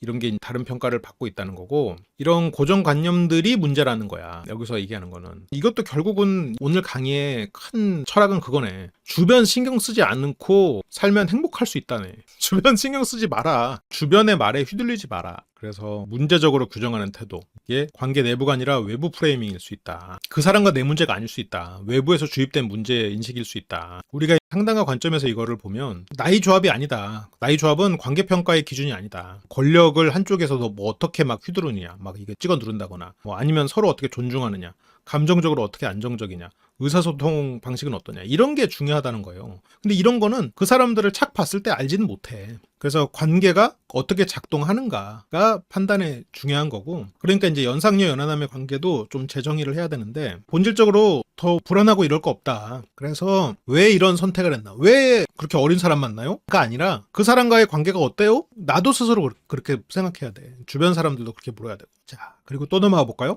어떻게 보면 연상연하 커플에 대한 얘기인데, 젊은 파트너는 근데 엄마를 원한다. 젊은 파트너, 뭐 연하남인데 나이가 많이 어리다. 근데 엄마를 찾는다. 연하녀인데 나이가 많이 어린 아빠를 찾는다. 이런 통념들이 있는데 이게 일관된 실증 근거는 없다. 근데 이런 경향성은 있을 수도 있죠. 근데 나이가 많은 쪽이 엄마 같은 연하녀를 찾을 수도 있는 거야. 그러니까 이걸로 단정 짓지 말아야지. 나이 차이 커플도 안정적일 수 있다. 그래서 나이 차이가 성공 실패를 가르는 게 아니고 핵심은 의사소통. 그래서 그 의사소통의 질, 갈등 해결 방식, 이런 거 우리가 어디서 배워? 심리대화에서 다 배우잖아. 우리가 다 이게 심리대화에서 다 하는 게 이제 다 이런 요인이다. 외부 압력에 대한 공동대응. 이게 어쩌라고 정신. 그래서 주변의 부정적 예측을 자기의 어떤 불안으로 받아들여서 실제 갈등으로 이어져. 그래서 장기적으로 성공하는 나이차 커플은 주변 시선에 신경을 안 써. 휘둘리지 않아. 관계 규칙, 주변에서 이래라 저래라 아니고 본인들의 룰을 정해. 미래 계획을 서로 구체적으로 공유해. 미래에 대한 얘기를 충분히 많이 나눠. 남들이 뭐라 하더니 아니고 우리가 무엇을 원하는가에 집중해. 그래서 나이 차이 연애는 성공도 아니고 낙인 찍을 이유도 없다. 그래서 결국은 이런 사회적 프레임이 중요한 게 아니고 관계 운영 방식이 중요하고, 그게 곧 심리 대화다는 거지. 상대의 심리와 나의 심리와, 그리고 우리와의 관계에서의 대화가 관계 운영 방식인 거지. 그리고 연상녀와의 데이트에 대한 조언. 2010년도 실제 상담 사례인데, 29살 남성이 45살 여성과 교제 중에, 그러면 16살 차이지.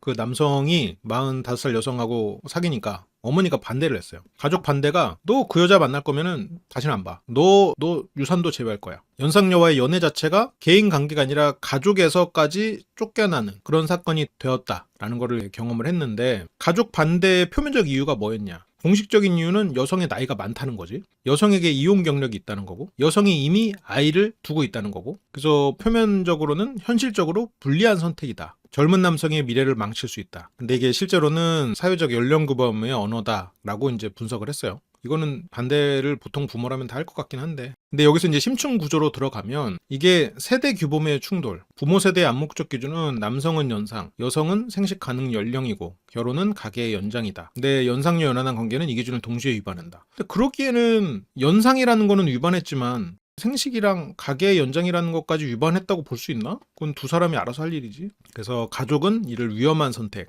통제할 일탈로 인식을 했고, 그러면 나이가 아닌 진짜 평가 기준은 뭐 해야 되냐? 관계 안정성과 책임 구조. 점검해야 될 실제 문제는 이 여성의 이전 결혼이 왜 끝났나? 현재 관계에서 두 사람 갈등을 어떻게 처리하나? 아이 양육과 관련된 역할과 책임은 명확한가? 이런 것들을 더 따져봐야 된다라는 거예요. 그래서 연상녀라는 사실 자체가 평가 기준이 될 수 없다. 라고 이제 저자는 얘기하고 있어요. 그치. 연하남에게 요구되는 현실 인식도 연상녀와의 관계는 로맨틱한 선택일 뿐만 아니라 현실적 책임이 있죠. 특히 상대가 아이가 있으면 남성은 성인 파트너로서 역할도 고민을 해야지. 그냥 뭐 사귀고 연애하다 끝나는 게 아니고 성숙한 여인의 성숙함은 바라면서 또 본인과 나이 또래 아니면 어린 여성과 할 수 있는 그런 가벼운 연애를 또 꿈꾸는 거는 안 되는 거지. 뭐 엄마 찾기 가설에 대해서도 간접적으로 좀 반박이 되는데 연상녀에게서 엄마를 찾는다. 이 관계를 단정할 근거는 없다. 오히려 남성이 스스로 선택하고 책임을 인식하고 있다면 미성숙의 증거는 아니라고 설명하는데 근데 이제 저게 스스로 선택을 하고 있는지 아닌지 이제 그 부분이 좀 확신할 수는 없죠. 그래서 여기서 결론은 이런 경우조차 핵심 선택의 주체는 자기 자신이 돼야 된다. 그래서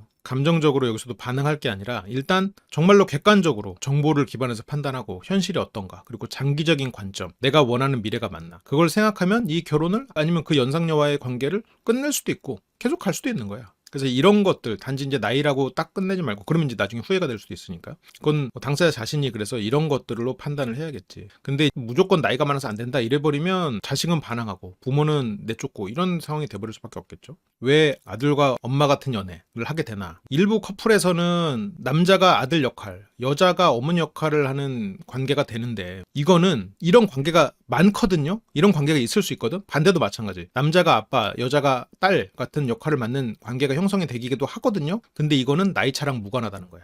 나이 차이가 어느 정도 퍼센트에 따라서 차이가 있을 수는 있겠지. 나이 차이가 많으면 저런 퍼센트가 높을 수 있겠지만 통계적으로 유의하다. 그러니까 그게 있어. 화성인이라는 속성이 머리가 큰데 영향이 있다라는 인과관계는 통계적으로 증명이 안 될 수 있는 거야. 통계적으로 뭐 45대 55% 차이가 있어. 화성인들의 머리가 큰 사람들이 55% 살고 있고 여기는 45% 사이로 머리가 작아. 근데 그렇다고 해서 화성인은 머리가 크다라는 게 통계적으로 유의한 말이냐? 그건 아니라는 거죠.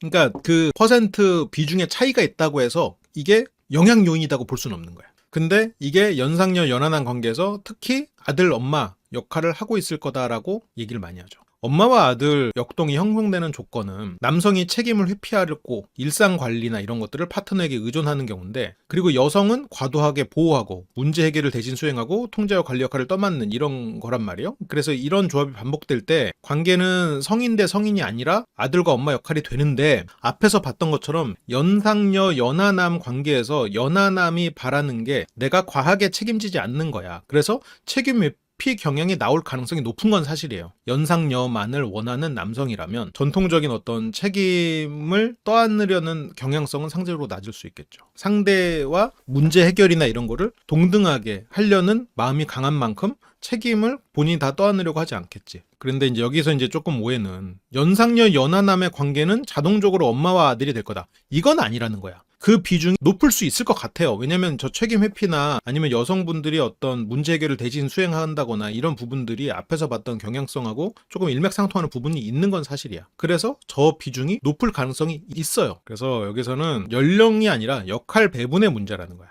엄마와 아들 같은 연애는 성적 매력이 좀 급격히 감소될 수 있고 내가 이 사람에게 보호나 양육 역할을 한다 라고 하면 성적 긴장이 조금 덜할 거 아니야. 남자답게 안 보일 거란 말이지. 이게 내가 이 사람을 돌보는 입장이랑 이 사람을 보면서 성적으로 욕망하는 게 약간 양립하기가 어려운, 친밀감은 남아도 성적 만족도는 하락하는 게 엄마 아들 같은 연애 관계고 그거는 꼭 연상 연하랑 매칭되는 건 아니다. 분노와 반항의 축적. 남성 쪽은 관리받는 입장에 놓일수록 무력감, 분노가 축적될 수 있다. 슬라임 같아질 수 있다. 그 결과 수동공격, 애처럼 굴고 아니면 회피 행동이 나타날 수 있고 유치하게 구는 것들 존재할 수 있죠. 사춘기가 오는 거지. 그치? 이런 엄마 역할을 하는 여성 파트너 쪽도 힘들어요. 보호자 관리자 역할을 하는 거 쉽지가 않고 정서적으로 소진을 경험하게 되는 거고 왜 나만 책임지는 거야? 라는 불공정 감각. 이렇게 되면서 여성 파트너는 지치고 남성 파트너는 좌절하고 그리고 뭔가 마음이 화가 쌓여. 자기를 알아주지 않는 것 때문에. 여성 파트너는 내가 이 사람을 그렇게 남성적, 이성적으로 끌리는 것도 아닌데 지금 막 그렇게 설렘도 없는데 언제까지 이렇게 우쭈쭈 해주면서 살아야 되나? 이런 게 이제 쌓일 수 있다는 거죠. 이거를 이제 예방하려면 어떻게 해야 되냐? 이게 결정하고 책임지고 돌보는 걸 한쪽이 다 한다. 그러면 이거는 조금 위험 신호야. 그래서 건강한 관계가 되기 위해서는 서로 책임질 수 있어야 돼. 그리고 역할도 그때그때 좀 같이 할 수 있어야 되고, 그리고 도움과 의존도 구분을 해야 돼요. 도움은 일시적인 거야. 의존은 구조적인 거야. 영원하다는 거지. 그래서 의존하지 말고 도움을 주고받아야 된다는 거예요. 그래서 엄마 아들 이 관계는 연상녀 연하남 관계의 본질은 아니다. 위험 요인은 나이 차이가 아니라 역할이 고착되는 거다라는 거예요. 그래서 연상녀 연하남의 관계는 엄마 아들 역동이 발생하기가 쉬운 구조는 맞아요. 그리고 그걸 바라는 연하남들이 연상녀를 더 추구할 것 같기는 해. 그렇지만 그거를 장기적으로 그 관계가 건강하게 나아가려면 어쨌건 어른 대 어른으로 관계로 가려고 서로가 노력을 해야 되는 거죠. 이건 또 반대의 이야기예요. 이건 비교군으로 한번 넣어놔봤어요. 여기다가 젊은 여성이 왜 연상남을 선호하지? 안정감과 보호를 기대하기 때문에. 나이 차이가 많은 연상남에게는 정서적 안정, 사람의 삶의 경험, 그래서 내가 보호의 가능성을 기대한다 라고 서술을 하고 얘기를 하고, 이게 어른이 돼서 어떤 미래가 불확실하고 이럴 때 내가 울타리가 돼줄 수 있는 거니까 그게 경제적으로 사회적으로 어떤 자원을 구축한 거랑 당연히 이어지겠죠. 더 소득도 높고 이런 사회적으로 경제적으로 훌륭하니까 이게 여러 가지 이 사람이 더 멋져 보일 수 있는 거지, 현실적으로. 그리고 또 성숙한 의사소통, 리더십, 감정 조절이 뛰어나고, 그래서 이런 사람들을 더 남자답다, 믿을 수 있다로 인식하는 경향이 있다, 이런 이유가 있대요. 그러면 반대로 연하남을 선호하는 경우에는 이런 부분에 대한 선호가 조금 적고 자율적인 거, 내가 어떤 대등한 소통 이런 거를 더 상대적으로 중요하게 생각하는 사람일 수 있겠죠. 대중적인 통념이 있지. 아까 앞에서 봤던 이야기랑 반대편에 있는 이야기야. 아버지에 대한 결핍 때문에 연상 남성을 찾는다. 근데 이거는 일관된 연구 근거는 없대요. 근데 이제 아버지의 결핍이 있을 때는 연상 남성이 아니라 어떻게 보면 연하 남성을 찾을 수도 있는 거예요. 이건 나이랑 관련 있는 건 아닌 거예요. 이 연상녀 연하남 관계 어떤 장점이 있냐? 성적 자유, 욕구 표현. 이게 참 되면 좋은데 이게 쉽지 않은 경우가 많아요. 어떤 관계에서 어떤 욕구를 더 자유롭게 표현할 수 있대요. 그러니까 연하 남성하고 자유롭게 표현할 수 있다는 거는 상대가 안전하다고 느끼기 때문일까? 아니면 그만큼 경험이 쌓였기 때문일까? 동년배, 연상 남성과의 관계는 너무 성적으로 적극적이면 평가받을까봐 두렵고, 남성의 자존심을 상하게 할까봐 욕구를 억제해왔다. 그런 표현을 좀 덜 했다. 연하남과의 관계에서는 이런 자기 검열이 줄고 의사소통이라는 게 더 직접적이고 명확해지고 그렇고요. 그리고 연하남의 성적 에너지와 협조성, 성적으로 더 열정적인 연하남, 체력적으로 더 적극적, 그리고 여성의 만족에 더 협조적인 존재로 인식. 어떻게 보면 좀 연상남의 경우에는 내가 이걸 책임진다라는 게 그게 약간 성적인 것과도 연결돼서 내가 주도적으로 하려는 거, 그 주도권을 뺏기는 거를 어떤 위협으로 받아들이는 경우도 있을 수는 있을 것 같아요. 연상 연하남 관계 5가지, 여기서는 또 5가지로 구분했어. 첫 번째, 성적인 에너지, 지속성, 신체적 지속력, 이게 적극성 차이로 인식된다. 연상녀들은 성적 상호작용이 더 빈번하고 활발해졌다. 연하남과 관계를 맺을 때 더 그랬다는 거죠. 그리고 자신감과 그리고 경험의 증가, 나이 차이가 비슷하거나 많은 남성들은 남성성 저하의 불안을 가질 경우 성적 소통이 위축될 수 있다. 이제 자기가 신체적 지속력이나 이런 수준이 좀 낮아졌을 때 위축될 수 있는데, 이때는 이제 위축될 때가 아니라는 거죠. 그러다 보니까 연하남은 자기가 이제 주도해야 된다는 고정관념이 없으니까 여성도 주도하게 주도권을 내어주는 거예요. 여성분들은 더 자기 이야기를 할 수가 있겠지. 여성은 자신의 취향과 이런 걸 더 쉽게 제안할 수 있다. 그러니까 이 남성이 주도해야 된다는 생각이랑 내가 책임져야 된다는 생각은 이어져 있는 거예요. 그러니까 이 사람이 주도해야 된다는 생각이 아예 없으면 남성적으로 매력이 없다고 느끼는 분들도 있고, 그리고 또 이제 너무 주도해야 된다는 사람은 이 사람이 주도권을 또 꺾으면 그게 이 사람에게 상처가 될 수 있기 때문에 말을 못하고, 그런 게 있는 거죠. 그래서 결국 중요한 건 소통이긴 한데, 이게 전반적으로 심리적 개방성으로 확장된, 이게 지금 성에서부터 출발했지만 이게 개방성, 아까 그 어떤 절정에 이르는 것도 관계에 있어서 대화의 카타르시스로도 이어질 수가 있다라는 거죠. 물론 이게 정확히 일치하진 않아요. 대화 하나 없어도 두 사람은 그런 경험을 할 수도 있지만, 감정적 개방성과 피드백 수용성. 연하 남성들은 감정 표현에 더 개방적이야. 왜냐면 고전적인 남성에게 요구되는 역할을 수행하려는 마음이 적거든. 남자가 이래야지, 남자가 감정 좀 참아야지, 남자가 이런 거 좀 해줘야지, 뭐 데이트? 남자가 돈 내야지, 이런 거 없어. 의존하는 거 부끄러워하지 않아. 연하 남성들은 감정 표현에 더 개방적이고 피드백을 받았을 때 방어적으로 받아들이지 않는 경우. 그래서 연상녀 입장에서는 이 사람과 어떤 대화가 또 성역 없이 말해도 되는 부분, 이게 조율이 가능하다, 뭐 어떤 성적인 부분도 그런 거를 경험하면서 더 편함을 느낄 수 있는 거죠. 그리고 남성이 내가 리드해야 된다는 생각 자체가 적으니까 저게 여성의 자기주도성 강화는 양면적인 부분이 있어. 자기주도성이라는 거는 그만큼 책임이 부여되는 거고 앞에서 봤던 것처럼 저게 너무 과해졌을 때 번아웃이 올 수도 있는 거예요. 양면적인데 그러니까 이게 서로가 조율을 해야 돼. 그러면 자기의 욕구와 경계를 명확히 설정하는 사람들은 절대 하면 안 되는 게 뭐예요? 상대가 어떤 센스 있게 알아서 해주기를 바라면 안 되는 거야. 요구를 해야 되는 거야. 연하남을 만나기 위해서는 요구를 해야 돼. 근데 이거를 하는 게 어떻게 보면 굉장히 현타가 오는 분들도 있고 상대에 대해서 매력도가 떨어지는 분들도 있는 거야.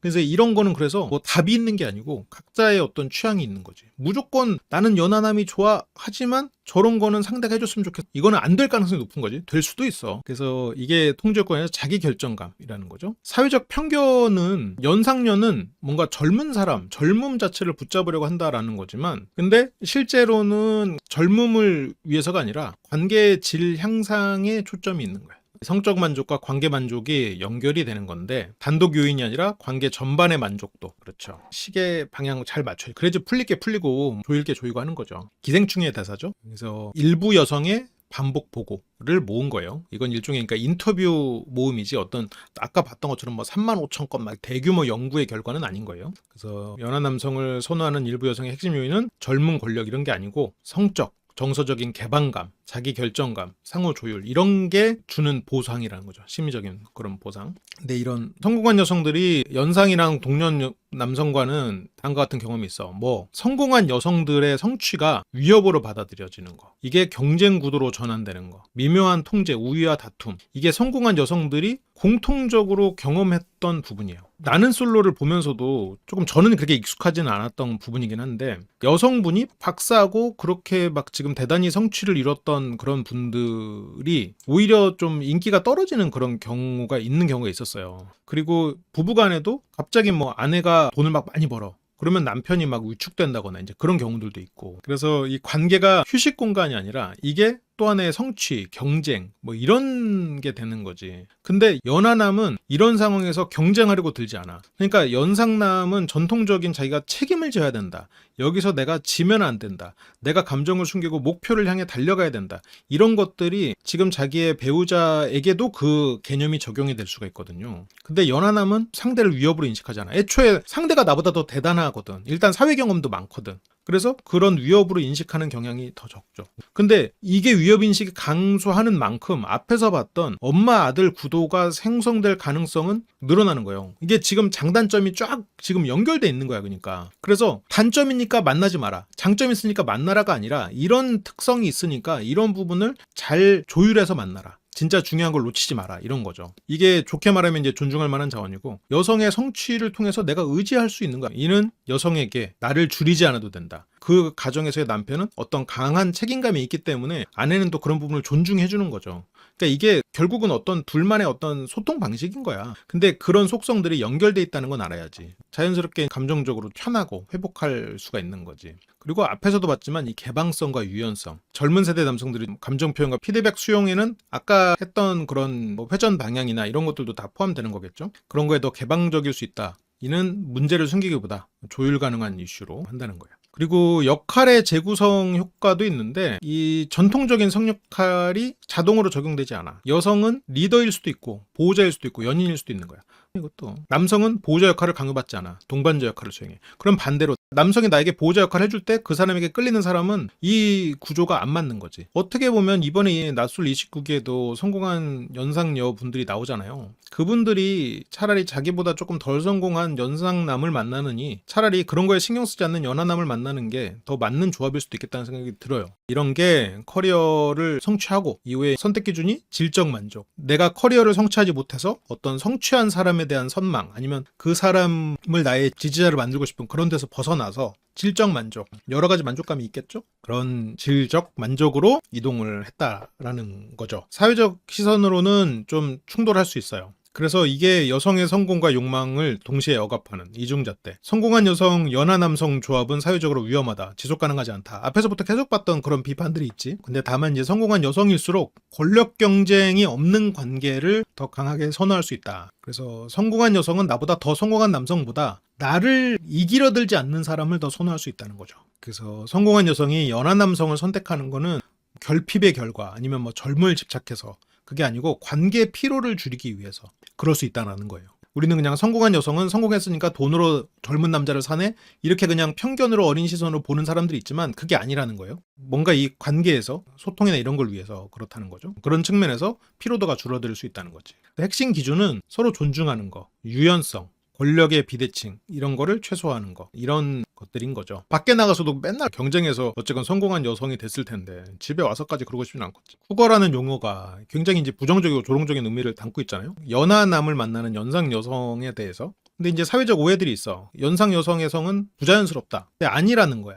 실제로 30대 후반에서 40대 성욕이 증가한다. 남성은 10대 후반에서 20대 초반의 성욕이 최고점이고 그 이후로 감소하고, 여성은 20대보다 30대 후반 이때 증가한다는 거죠. 그래서 오히려 이런 생물학적인 관점에서는 잘 맞는 포인트도 있다. 오해인 부분도 있고 아닌 부분도 있고, 모두는 아니지만 그런 경향성이 있을 수 있고, 가장 좋은, 가장 성공적인 나이 차이는 뭐냐? 공통 전제는 나이 차이는 변수 중에 하나라는 거예요. 여기서도 보면은 경향성은 분명히 있어. 우리가 조심해야 될 부분 분명히 있어. 공통 전제는 일단 개방적, 정직한 소통. 그러면 연상연하가 아니어도 개방적이고 정직한 소통을 한다면 두 사람은 성공적인 관계가 될 수 있겠지. 그래서 뭐 결혼 시기, 출산 여부, 커리어 전환, 뭐 은퇴 노후 계획 이런 것들을 얘기해야 돼. 갈등 회피보다 먼저 대화를 해야 된다는 거지. 그리고 기대치가 너무 이상적으로 높으면 안 돼. 기대를 어느 정도 좀 명시적으로 좀 맞춰야지. 근데 내가 기대를 낮추면 어느 정도 맞기가 쉽죠. 그러니까 이 기대가 안 맞는 거는 대화를 안 해서. 대화가 그만큼 중요한 거고. 그리고 또 있지, 역할의 유연성. 성공하는 이 관계는 성별이나 연령에 따라서 역할을 고정하지 않음. 어떻게 보면 요즘 시대가 바라는 더 그런 관계 같긴 해요. 상황에 따라서 누가 리드할지 지원할지가 달라질 수 있고, 특히나 이제 연상녀 연하남 관계에서는 역할을 고정하지 않은 관계를 보통은 전제하는 경우가 많으니까. 그리고 사회적 압력에 대해서 너무 그 외부 비난이나 이런 거를 두 사람 사이로 끌어들이지 말고 그렇게 좀 해야 되고, 관계의 기준을 외부에 두지 말고 너무 신경 쓰지 마라. 그래서 특히나 이제 연상녀 연하남 관계는 전통적인 규범이 자동으로 적용되지 않는단 말이야. 관계가 알아서 안 굴러가. 그래서 연상녀 연하남 관계는 초반에 만족도가 높은데 장기적으로 봤을 때는 그 만족도가 빠르게 식을 가능성이 있어요. 다른 보통의 관계보다 조금 더 빠르게 떨어져요. 그래서 더 많은 의사소통을 하고 더 많은 조율을 해야 돼. 그래서 실패 사례에서는 보통 나이 차이가 그냥 어떻게든 되겠지 하고 넘어가 버려. 대화를 잘 안 해. 나이 차이를 논의하라는 게 아니라 나이 차이로 인해서 발생할 수 있는 서로가 다른 가치, 미래 계획 이런 것들을 논의를 해야 된다라는 거예요. 더 노력을 해야 된다는 거야. 초반에 만족도가 떨어지는 게 더 빠를 수 있으니 두 사람이서 소통을 많이 해야 되는 관계가 되는 거지. 그래서 나이차 관계가 성공하려면 서로 소통하고 유연하고 공동 대응을 하라는 거죠. 외부의 시선에 신경 쓰지 말라는 거야. 역할 부정하지 말라는 거고. 나이든 파트너와의 이제 관계 어떻게 가능할까? 현실적으로 가능할까? 나이차 관계가 로맨틱한가? 이게 아니고 현실적으로 어떻게 할까? 사실을 인정 어느 정도 해야 될 건 있어요. 그리고 내가 현실을 아예 부정하고 이상적인 기대를 하면 안 돼. 연하남에 지금 보면 장단점이 있고 연상녀에도 장단점이 있단 말이에요. 반대도 마찬가지고 다 있단 말이야. 그래서 그거를 알고 가야 돼. 절반 플러스 7 규칙이 있대. 연상자의 나이 나누기 2 더하기 7. 최소 연하 기준이야? 잠깐만. 그러면 40이면은 27까지 되는 거야? 그래? 굉장히 넓은데? 뭐 이게 그냥 미국에서는 얘기를 하는 그런 건가 봐. 잘 모르겠어. 이 얘기가 다른 칼럼에도 종종 나오더라고. 일단 근데 이런 절반 더하기 7 규칙이 아니고 중요한 거는 생애 단계가 얼마나 맞는가. 두 사람은 같은 삶의 그 국면에 있는가. 한쪽이 뭐 커리어가 확장되고 한쪽은 뭐 은퇴한다거나 이런 거. 우리가 보통 대학생과 직장인 사이에서 경험했던 그런 게 나이가 들어서도 나올 수 있다는 거지. 그런 게 이제 갈등을 만들어낼 수 있는 거죠. 그래서 연하남을 만났을 때 결혼 시점에 대해서 차이가 나면 시간만 낭비하다가 끝나버릴 수가 있는 거지. 출산 양육 계획 서로가 다를 수 있지. 나이가 들면서 우리가 생각이 바뀌기도 하고. 근데 그게 생애 단계가 다르기 때문에. 그리고 주거이동, 노후, 설계 이런 것도 다를 수 있고, 이게 대화로 설득이 아니라 방향의 문제예요. 그래서 얘기를 충분히 나눠야 되는 거야. 그리고 예를 들어서 앞에서 뭐 이 사람이 직장인이고 내가 대학생일 때 이 사람한테 대화로 설득해서 나를 이해해줘라고 할 수가 없는 거죠. 이미 환경이 다른 걸. 그래서 흔한 착각은 지금 좋으니까 나중에 생각하자. 사랑이 있으면 극복된다. 그게 아니라는 거야. 나이 차이 관계에서는 이 나중에 하자라는 게 조금 더 빨리 온다는 거지. 만족도 저하가 좀 빠를 수 있는 것과도 일맥상통하는 얘기죠. 그래서 논의를 회피하지 마라. 이게 시간 지나면 감정 문제로 되고 그게 고착화돼 버린다는 거예요. 그리고 경제, 건강 요인의 비대칭. 나이 차이가 클수록 이 건강 격차 커지는 거야. 한쪽은 이제 아파질 수가 있는 거고, 의료 돌봄 이슈가 현실화 가능성이 증가하는 거고. 이거는 뭐 물리적인 거지. 이를 비관하라는 게 아니고 미리 고려하라라는 거예요. 그리고 권력 비대칭이 문제가 될 수 있지. 한쪽이 나이가 많으면 권력 비대칭이 문제가 되는 경우가 있지. 자동적으로 되진 않지만 이게 나이 차이랑 경제력 이게 딱 집중돼 있을 때 한쪽이 나이가 어리고 뭐 사회적으로 고립돼 있다거나 이렇게 되면 의존 구도가 될 수 있는 거야. 한쪽이 어리고 고립돼 있고 한쪽은 나이가 많고 경제력이 집중돼 있고 이러면 한쪽이 의존될 수가 있으니. 그래서 이거를 직접 적용을 한다면 어떤 거 있을까? 더 많은 사전 점검을 해라. 우리는 5년 뒤에 같은 그림을 그리고 있는가? 지금 관계 만족이 미래의 구조 갈등을 가리고 있진 않은가? 지금 이 사람이랑 그냥 마냥 좋은데 이게 나중에 이게 어떤 우리가 한쪽에 의존하고 있는 관계로 어떤 구조적인 문제로 발생하지는 않을까? 내가 이 사람이 그냥 마냥 귀여워서 받아주고 있는데 이게 과연 어른과 어른의 관계가 맞는가? 뭐 이런 거를 생각해 볼 수 있겠지. 감정과 구조를 분리해라. 감정은 존중하되 구조는 냉정하게 판단해서 이 사람과 나는 무슨 구조로 돼 있지? 사랑은 분정하면 안 되지. 근데 구조 문제는 어쨌건 해결을 해야 되는 거야, 둘이서. 나이 차이 관계가 가능하지만 그게 뭐 불가능하고 그런 게 아니라 우리 생애 단계가 이렇게 다르다. 이 사람은 지금 대학생이고 나는 직장인이면 어쨌건 그걸 우리는 경험해 봤잖아요. 그러면 안단 말이야. 그럼 현실 계획도 하고 역할도 협의를 해야 되고 그때그때 유연하게 서로가 대처할 수 있어야 되는 거야. 더 많은 대화가 필요한 거야, 실은. 그래서 이게 처음에는 연하남이기 때문에 더 대화가 잘 된다고 생각하지만 오히려 더 많은 조율이 필요한 관계가 되는 거죠, 결과적으로는. 그래서 이게 스스로 자유로운 선택을 했기 때문에 그만큼 책임도 요구된다. 여성 노화의 패러독스에 대한 얘기인데 역설적인 얘기를 하는 거죠. 여성의 노화는 두가적인 상반된 변화를 내적 성장, 타인과의 경계 설정, 타인에게 휘둘리는 것도 줄어들 거고 타인의 평가에도 덜 휘둘릴 거고 하지만 외적인 압박도 증가해. 사회적으로 보여지는 거 그리고 매력이나 평가 이런 것들이 떨어지고 선택권이 줄어들고 심리적 자신감은 증가해요. 자신의 욕구를 더 명확히 인식하고 내가 무엇을 원하지 않는지 분명히 알게 될 가능성이 높죠. 그래서 관계 선택에서 내가 원하는 사람을 선택할 수 있는 그 결정감, 내가 선택할 수 있다라는 생각, 이제 더 이상 끌려다니지 않는단 말이야. 근데 사회적으로는 반대 메시지가 있어. 가치가 떨어졌고 손실이라는 메시지가 사회적으로는 주입이 되니까 이게 기대감이 하락이 있죠. 그러다 보니까 내적으로는 갈등이 생겨. 나는 더 나답다라는 거 그리고 나는 덜 선택받는다라는 불안이 동시에 존재해. 그게 연애나 성 관계의 선택에 있어서 강하게 표출이 된다는 건데 이게 연상녀 연하남 관계와 연결을 해보면 이 역설이 더 수면 위로 올라오는 관계라는 거죠. 그래서 여성의 노화는 관리해야 될 문제가 아니라 재서사화해야 될, 어떻게 보면 이게 내 삶의 맥락을 보고 내가 지금 어떻게 살아왔고 나는 어떤 삶을 살고 있나를 좀 봐야 돼. 무조건적으로 나는 가치가 없는 사람이야. 그렇게 생각할 필요가 전혀 없는 거예요. 그거에 맞는 내가 지금까지 이뤄낸 것들이 있고 내 삶이 걸어온 맥락이 있는 건데 딱 이 시점에서 어느 한 속성이 부족해졌다고 그렇게 볼 필요는 전혀 없는 거지. 그래서 연애 선택을 위기 반응으로 하지 마라. 왜 이런 선택을 했는가 하지 말고 이 선택이 나에게 어떤 영향을 미치나, 내가 어떤 것에 대한 통찰이 더 생겼고 내가 이런 현명한 선택을 하고 있는가라고 생각을 해야지. 그리고 이제는 이제 마지막 장으로 넘어갑시다. 그러니까 지금 내가 당장 보면 부족해진 게 있겠죠. 그렇지만 지금 이 상황에 맞춰서 더 나아진 거, 그리고 이 과정에서 내가 이룬 거, 이걸 통해서 내가 더 현명한 선택을 할 수 있는 거,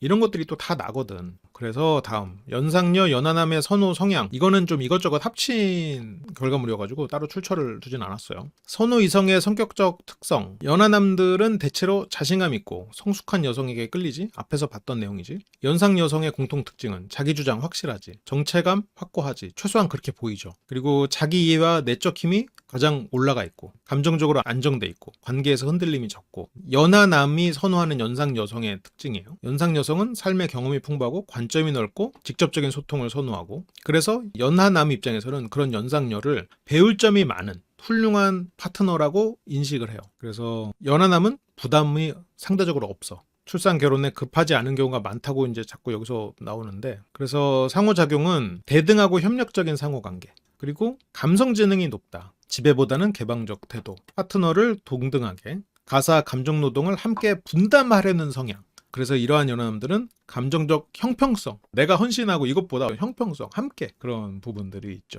불균형 없이 평등한 관계, 의사결정도 공유하고 역할 분담도 원활하고, 그 대신에 친밀감과 성만족도도 그래서 높아지는 거고, 그래서 연하남은 자신을 존중하고 독립적인 인격체로 대해주는 그런 연상 여성과 있을 때 심리적인 편안함을 느낀다. 이런 협력적 관계가 핵심 요인이고요. 정서적인 태도는 어떨까? 연상 여성은 대체로 여유롭고 성숙한 태도를 보이지, 연하남들은 또래 여성과의 관계에서 미숙한 행동, 감정 싸움, 밀당, 이런 심리게임에 지쳤다고 말하는 경우가 많아. 근데 연상녀랑 관계를 맺어보니 솔직하게 감정 표현도 하고 안정된 애정도 경험할 수 있어서 좋았다. 그래서 이런 연상녀의 관심과 애정은 연하남의 자신감과 자존감을 높이는 효과. 연상녀는 조언자, 정서적 지지자 역할을 하기도 하나 동시에 성인 대 성인으로 존중하는 태도도 유지되면 좋다는 거지. 그러면 연하남은 안정적인 친밀감을 경험한다는 거고, 이게 애착 이론으로도 연결이 될 수가 있는데, 어린 시절 양육 경험이 성인기의 배우자 선호로 이어질 수 있다. 부모 연령이 높았던 사람일수록 나이 든 파트너에게 끌릴 가능성이 높다는 연구가 있어요. 부모가 나이가 많을수록. 나이가 많은 어머니 밑에서 성장한 남성은 연상 여성에게 친밀감을 느낄 확률이 높대요. 이게 이제 성적 각인 현상으로 해석이 가능한데, 단순히 이제 엄마 같은 여자 선호는 좀 과도한 일반화라는 거지. 근데 이거는 그냥 그런 확률이 높다는 거지 무조건 그렇다는 거 아니에요. 인과관계는 아니야, 절대로. 초기 애착 경험이 이제 어떤 식으로 형성됐느냐에 따라서 연상녀 선호에 영향을 미칠 수는 있다. 그런 거지. 그리고 연하남의 성격, 가치관 요인, 어떤 경향성이 있을까 한번 보니, 연상녀만 선호하는 연하남의 공통 성향으로는 전통적인 규범에는 좀 덜 얽매이는 면이 있고, 개방성은 높고, 신경소, 외부 평가 민감도는 낮고, 자율성하고 독립성은 높은 성향. 이건 성격적 특성이죠. 독립적 성향이 있고, 주도적이고 자신감 있는 남성인데 관계에 있어서 내가 어떤 책임을 받는 거는 좀 힘들고, 그러면 이번에 29기 광수님 같은 경우에도 자신감이 굉장히 넘치죠. 그런 부분들이 연결돼 있을 수 있겠어. 심리적으로 성숙한 연하남. 이번에 영수님도 약간 자기 스스로를 저렇게 평가하고 있고, 그래서 일부 연하남의 경우 좀 안정감에 의존하려는 동기가 있을 수 있다. 연상녀 연하남의 남성 쪽은 파트너를 동등하거나 아니면 우위에 있는 강한 여성상으로 인식한다는 연구가 있어요. 일부 남성에게는 약하지만 어떤 복종 욕구가 있어서 그게 관계 만족에 기여하기도 한대요. 이거는 이제 성적인 판타지와도 연결이 돼서 해석이 가능하고요. 그래서 연하남의 핵심 특징은 평등지향. 평등지향이라는 거는 공정성에 대한 추구죠. 그리고 강한 여성상에 대한 긍정적인 면이 있는 거고, 그리고 연상녀만 선호하는 연하남 같은 경우는 단순히 연상녀를 좋아하는 게 아니라 또래나 연하 여성을 의식적으로 배제하는 사례가 존재해요. 그러니까 연상녀만 만난다는 거는 연하녀는 안 만난다는 거니까. 이유는 또래나 연하 여성은 성장 파트너로 부적합하다, 유치하다, 감정 기복이 크다, 함께 성숙하기 어렵다라고 얘기를 하는데, 이거는 연상녀도 만날 수 있다랑은 다른 거죠. 이거는 선택 구조 자체가 다른 거지. 이들에게 연상녀는 자극적인 파트너가 아니라 정서적인 휴식을 주는 사람. 그래서 연하남들은 보통 이런 경우에는 리드해야 된다는 부담이 없다, 감정적으로 편안하다, 그렇게 얘기를 해. 그러면 연상녀를 바라는 연하남들을 만나려면 이런 거를 제공해줘야 되겠죠. 연하남의 자존감 상승 경로는 연상녀에게 선택받았다는 경험이 연하남에겐 특별한 존재를 인정받는다는 감각을 형성. 어릴 때는 더더욱 저런 마음이 들 수도 있을 것 같아요. 또래, 여기서 이제 비교, 서열, 스트레스에서 벗어나고 내가 남들과 다른 선택을 했다는 과정 자체가 자존감을 올려준다는 건데, 약간 영식님도 좀 그런 면이 있지 않나 이번에? 그리고 진화심리학적 관점에서 연하남은, 보통 전통의 진화심리학에서는 남성은 가임기 여성을 선호하고 여성은 자원을 많은 남성을 선호한다고 하는데, 지금 연상녀 연하남은 다르잖아요. 근데 여기에서 관련된 가설이 있어. 대안적 자원 교환 전략인데, 연하남은 젊음과 활력, 성적 매력을 제공하고 연상녀는 경제적 안정, 사회적 지위를 제공한다라는 관점이 있어요. 그리고 단기 친밀 전략. 젊은 남성은 장기 출산 가능성보다 현재의 성적, 정서적 만족을 더 중시해.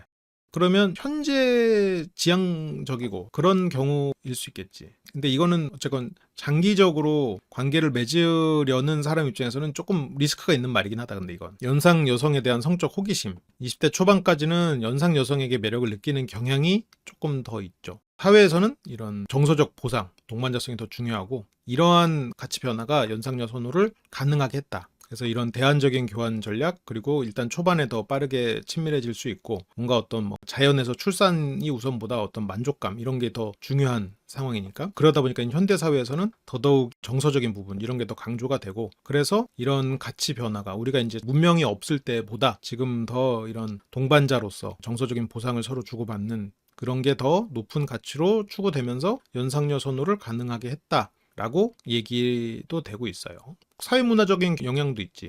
여성분들이 경제적으로, 사회적으로 지위가 올라가니 혼인 연령이 올라갔고, 그러다 보면 정통적인 성역할도 약화가 됐고, 혼인 연령 상승은 여성분들이 나이가 들수록 연하남을 선호하는 성향이 더 커진다고 했잖아요. 그거는 연계가 있지. 그리고 사회적 금기도 예전보다 완화가 됐고, 그리고 성비 변화로 연상녀를 찾는 남성도 늘어나고, 그리고 실제 경험의 영향일 수도 있어. 어릴 때 만났던 멋진 여성들, 여자 선생님, 여자 선배, 여성 멘토에 대한 긍정적인 기억들, 그리고 문화 콘텐츠, 누난 내 여자라니까 뭐 그런 묘사들, 로망스, 아까 너는 학생이고 그런 것들이 결합이 돼서 연상녀 선호를 형성하고 강화했다. 그래서 연하남의 특성들을 우리가 이제 이렇게 쭉 봤고요. 그러면 연상녀 입장에서도 한번 보면 연상녀들이 선호하는 연하남의 특징은 활력 있고 좀 개방적인 성격. 29 상철님 너무 개방적이지. 투명 상태, 호기심 많고 유연한 사고, 연하남에게서 젊은 에너지, 심리적인 활력, 그리고 감정 표현, 공감 능력이 뛰어난 거. 실제로는 처음에는 연하남이 어려 보여서 관심 없었는데 어떤 세심함, 애정 표현까지 돼서 결혼까지 이어진 사례들이 있고, 상호작용 스타일, 전통적인 성역할에서 벗어난 거. 그러니까 연상녀가 연하남에게 의존할 대상으로 생각하지 않잖아요. 함께 성장할 파트너라고 생각한단 말이야. 과거의 어떤 전통적, 이것도 물론 굉장히 옛날 얘기지만 상대를 남편에게 의존해야만 살 수 있는 그런 실제 구조가 만들어지기도 했었어요, 옛날에는. 지금은 그렇지 않잖아요, 구조 자체가. 그래서 저렇게 이제 관계 지향이고, 그러다 보니까 서로 존중하고 상대가 권위적인 태도를 보이지 않고 자유로운 소통이 가능한 이런 사람을 원하는 거지. 근데 이제 그런 역할을 연하남들이 조금 더 잘 수행하는 그런 경향성이 있다는 거죠. 상호 교환적 배움, 서로가 주고받는 그런 배움들이 가능하다는 거죠. 그리고 정서적 분위기도 밝음, 유쾌함, 설렘 이런 건데, 이거는 꼭 연상녀 연하남만이 그런 건 아니겠지만 그래도 연하남의 어떤 감정 표현, 밝은 감정 표현, 애교 이런 것들이 연상녀에게 큰 정서적인 보상이 될 수 있다는 거예요. 그러면 연하남의 애교가 싫다, 남자 애교에만 보면은 나는 닭살이 돋는다, 그러면은 조금 어려울 수도 있겠죠. 일단 관계를 주도하고 통제해야 된다는 생각을 하는 사람은 애교가 발달해 있진 않겠지. 그리고 보호 본능과 애정이 동시에 작동하는 경우도 있고, 이거는 앞에서 봤던 그런 엄마와 아들 역동도 저게 되게 가능할 것 같기는 해요. 그래서 연상녀는 설렘과 안정감을 동시에 경험할 수 있다. 심리적 기원은, 과거는 연상과 동년배 남성과의 관계에서는 어때? 권위적이지, 일방적이고, 그리고 설렘이 부족한 것도 경험을 예를 들어서 했다. 그러면 이렇게 경험이 별로 안 좋았어, 오빠가 뭐 이런 거 맨날 봐가지고 아이 좀 싫어. 그러면 반대로 연하남을 찾게 될 수 있죠. 어떤 중년기에 자아를 성찰하고 제도약의 시기에 연하남과의 만약 관계가 되면 심리적으로 내가 다시 리프레시 될 수 있겠지. 리마인드 될 수 있고, 그때 젊은 그게 또 영향을 받고, 그렇게 미디어나 이런 데서도 하고 모임에서도 교류가 되면서 나도 가능하다라는 이제 인식이 확산이 되고, 그리고 애착이론에서도 이런 게 있어. 불안정한 아버지상을 경험을 하면 연상 남성에 대한 불신이 생겨서 이런 경우가 있기는 하다. 안정애착인 경우에도 나이와 무관하게 그렇게 될 수 있다는 거지. 돌봄 제공자 역할을 통해서 관계 만족을 느끼는, 내가 이 사람을 돌보는 입장일 때 만족감을 느끼는 그런 경우도 있고요. 이제 연하남과의 관계에서는 상호 보완적, 서로가 역할을 조금 더 유연하게 할 수 있겠지. 진화 심리학적으로도 이게 접근이 가능해요. 예전에는 생식기 중요했지, 출산이 중요하고 그 중심으로 선택을 했었어, 유전자를 남기는 거. 이제는 개인이 살아가면서 어떤 삶의 질을 높이는 방향으로 이동을 했는데, 이게 자원이 이미 있는 연상녀는 삶의 질을 높이기 위해서 남성의 자원이 그렇게 중요하지 않아. 정서적으로 아니면 신체적으로 매력 있는 사람이 삶의 질을 높일 수 있으니까, 삶의 질이 중심이다 보니까 그럴 수 있다는 거지. 활력이 있는, 그리고 뭐 일부 경우에는 이제 늦은 출산을 가능성 이런 것도 고려하는 경우가 있고요. 그리고 성비, 문화 이런 환경도 영향이 있고, 초기 관계에서는 친밀감, 불안 이게 동시에 있어. 이렇게 어린애를 만나도 되나? 불안은 내가 더 나이 들면 짐이 되지 않을까? 지금은 좋지만 미래는 어떻지? 이게 지금 너무 좋고 미래에 대한 불안이, 이런 양가 감정이 더 강할 수 있겠지. 그래서 이런 양가 감정이 강해지면 어때요? 이게 혼란이 할 때 많이 배웠지? 양가적인 감정은 우리가 어떻게 돼? 관계를 시험하게 돼. 거리를 두게 되고 그런 혼란형 애착 같은 행동이 나올 수 있지. 양가 감정은 그렇게 우리를 만들죠. 그래서 뭐 비밀 연애 같이 뭔가 이 사람과의 관계가 언제 깨질지 모르니까 숨기고 그런 행동들이 등장할 수가 있다라는 거죠. 그래서 뭐 이렇게 연애를 숨기는 거, 아니면 이 사람과의 관계를 장기적으로 보지 않는 거, 이렇게 연애를 숨기는 건 미성숙해서가 아니라 사람들에 대한 사회적인 비판이나 이런 것이 걱정되는 거예요. 연상녀가 관계를 좀 일시적 관계 감정으로 축소 설명하는 거, 그냥 잠깐 만나는 거야. 오히려 더 그래. 본인이 이 관계가 끝날까봐 두려우니까 오히려 더 그렇게 밀어내. 상대가 나를 더 붙잡아 주길 바라면서도 그런 감정이 더 쉽게 생길 수 있다는 거지. 만족도는 높고, 그리고 현재 연상녀의 연애 경험, 연상 연하 커플 지금 굉장히 많이 빠르게 늘어나가고 있고, 이제는 굉장히 이제 보편화가 된 상태고요. 어쨌건 연상 연하 커플은 자기가 스스로 결정하는 거예요. 그래서 높은 관계 만족이 있고, 서로가 이 관계에 더 충실할 수가 있어. 그래서 이런 좋은 경험이 될 수 있고, 그래서 오늘의 결론은 물론 여기에는 없지만 남 신경 쓰지 말고 자기 선택에 책임을 져라. 그리고 연하남을 만약 선호한다면 연하남의 특성을 알고 시작해라. 장단점이 분명히 있다. 우리가 생각하는 전통적 연애관, 전통적 남성성, 전통적 여성성과는 차이가 있을 수도 있다. 그거는 장단점이 다 존재하니 나랑 잘 맞는지 판단하고 가라. 그리고 초기 만족도가 높은 대신 만족도의 저하가 빠르게 올 수 있으니 서로 미래에 대한 이야기, 그리고 서로 유연한 역할에 대한 이야기, 이런 것들을 충분히 소통을 통해서 잘 다져둬라. 이런 것들이 오늘의 결론인 것 같아요.